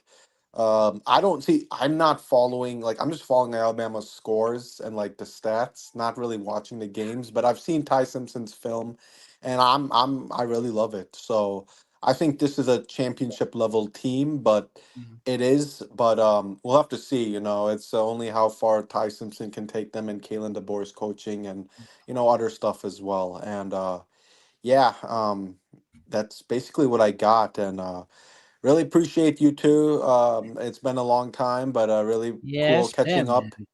Cool catching up, and I do hope that your show one day does surpass Voice of College Football Michigan, because you two are like my favorite guys on the Voice of College Football community. So just saying, So yeah.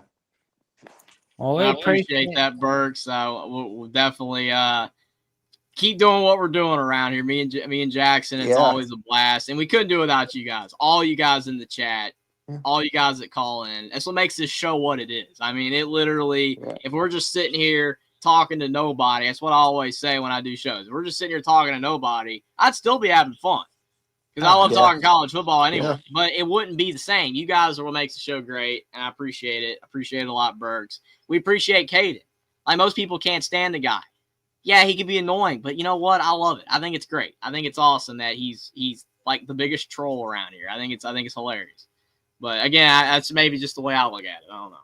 Yeah. No, I'm fine with Caden too. Hey, he supports your show. He gives super chats. I'm fine with that. Hey, he can stay. So yeah. But y'all's debate was epic.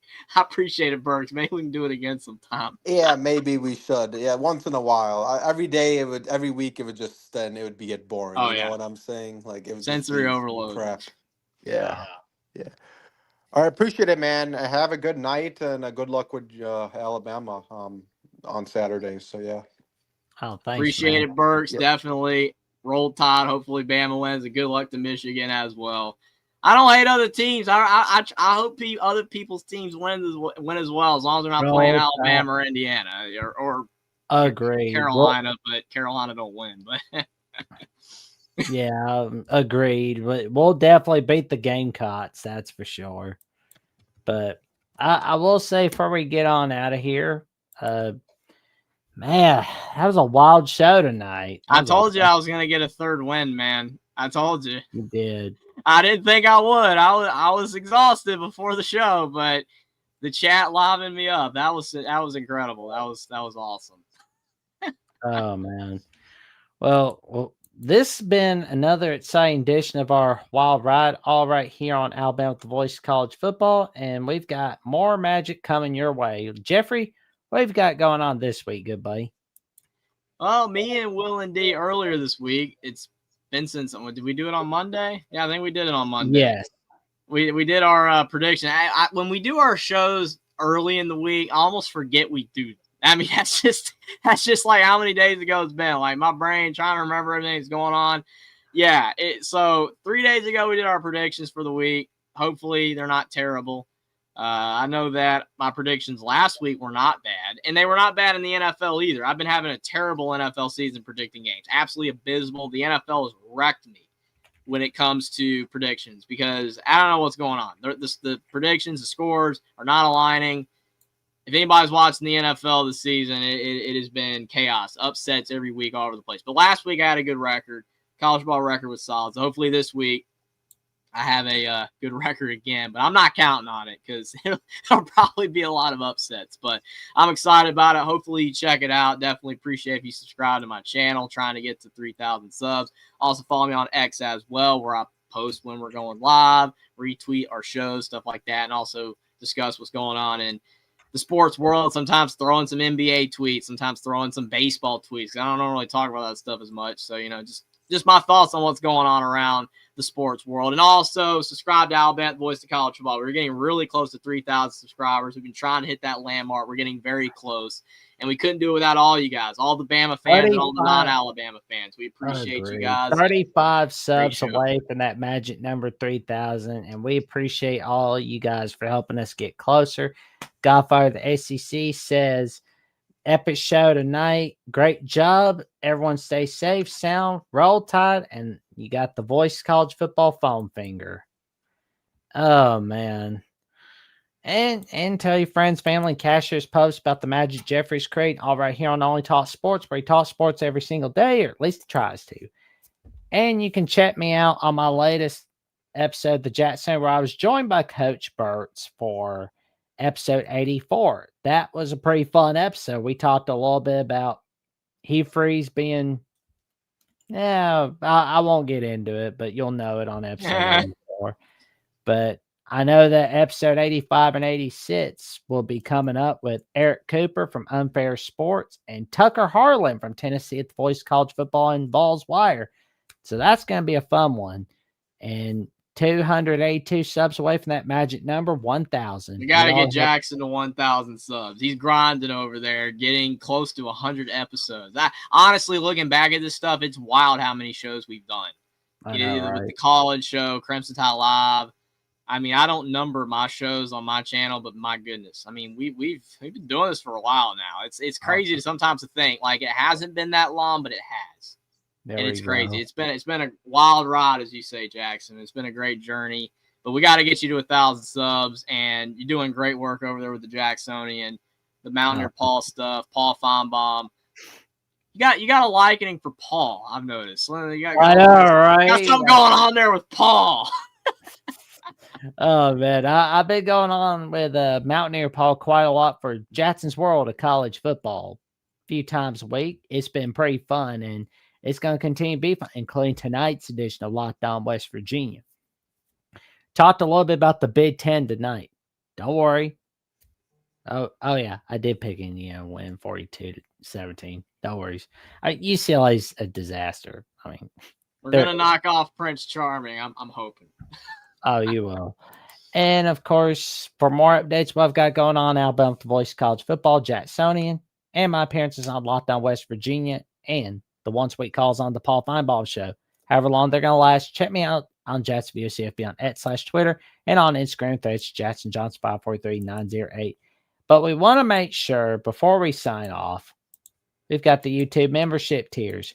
For $2.99 a month, you can become a Crimson Faithful member, where you'll have loyalty badges next to your name in the comments and the live chat, and you get member shout-outs. Like, for example, our good buddy, the Godfather of the SC. Shout out to Godfather of the SC, who is awesome to talk to, hang out with, and he is a tremendous supporter of the channel. He does such a fantastic job, and he is definitely cool to hang out with. I always enjoy our conversations on and off air. And a roll tide to you too, Godfather. And for $4.99 a month, you can become a Saber Disciple, where you'll have priority replies to comments and access to a monthly hangout from yours truly, Jackson Johnson and Jeffrey Only Taught Sports. And for $9.99 a month, you can become a Bear Bryant legend, where you can connect on social media with each of us and give out content requests of any kind. Neither rain nor sleet nor snow nor the weird weather Bama will push stop us from fulfilling your content request on Alabama with the Voice of College Football. And finally, we've got the merch store. We've got the hats, the t-shirts, the polo shirts, the game day mug, the tumbler, and the can cooler, all right here on Alabama with the Voice of College Football. So get your merch. It's all right there. So tune in. You won't want to miss it. And next time you'll see us is after the South Carolina-Alabama matchup for the post-game show. And, of course, Monday night will be bye week, of course. Jeffrey and I will be having Crimson Tide Live. And Primetime Live Tuesday night, I'll be joined by Jimmy Stein of Cover Crimson, Locked On Bama, Luke Robinson of Locked On Bama, and Mountaineer Paul from Locked On West Virginia. as we will be going over our takes on the Crimson Tide. And next Thursday is another exciting edition of the call-in show. So tune in. You're not going to want to miss the magic we're making. Like, comment, subscribe, click on the notification bell so you never miss another video of Alabama with the Voice of College Football. And we'll see you soon. And roll Tide.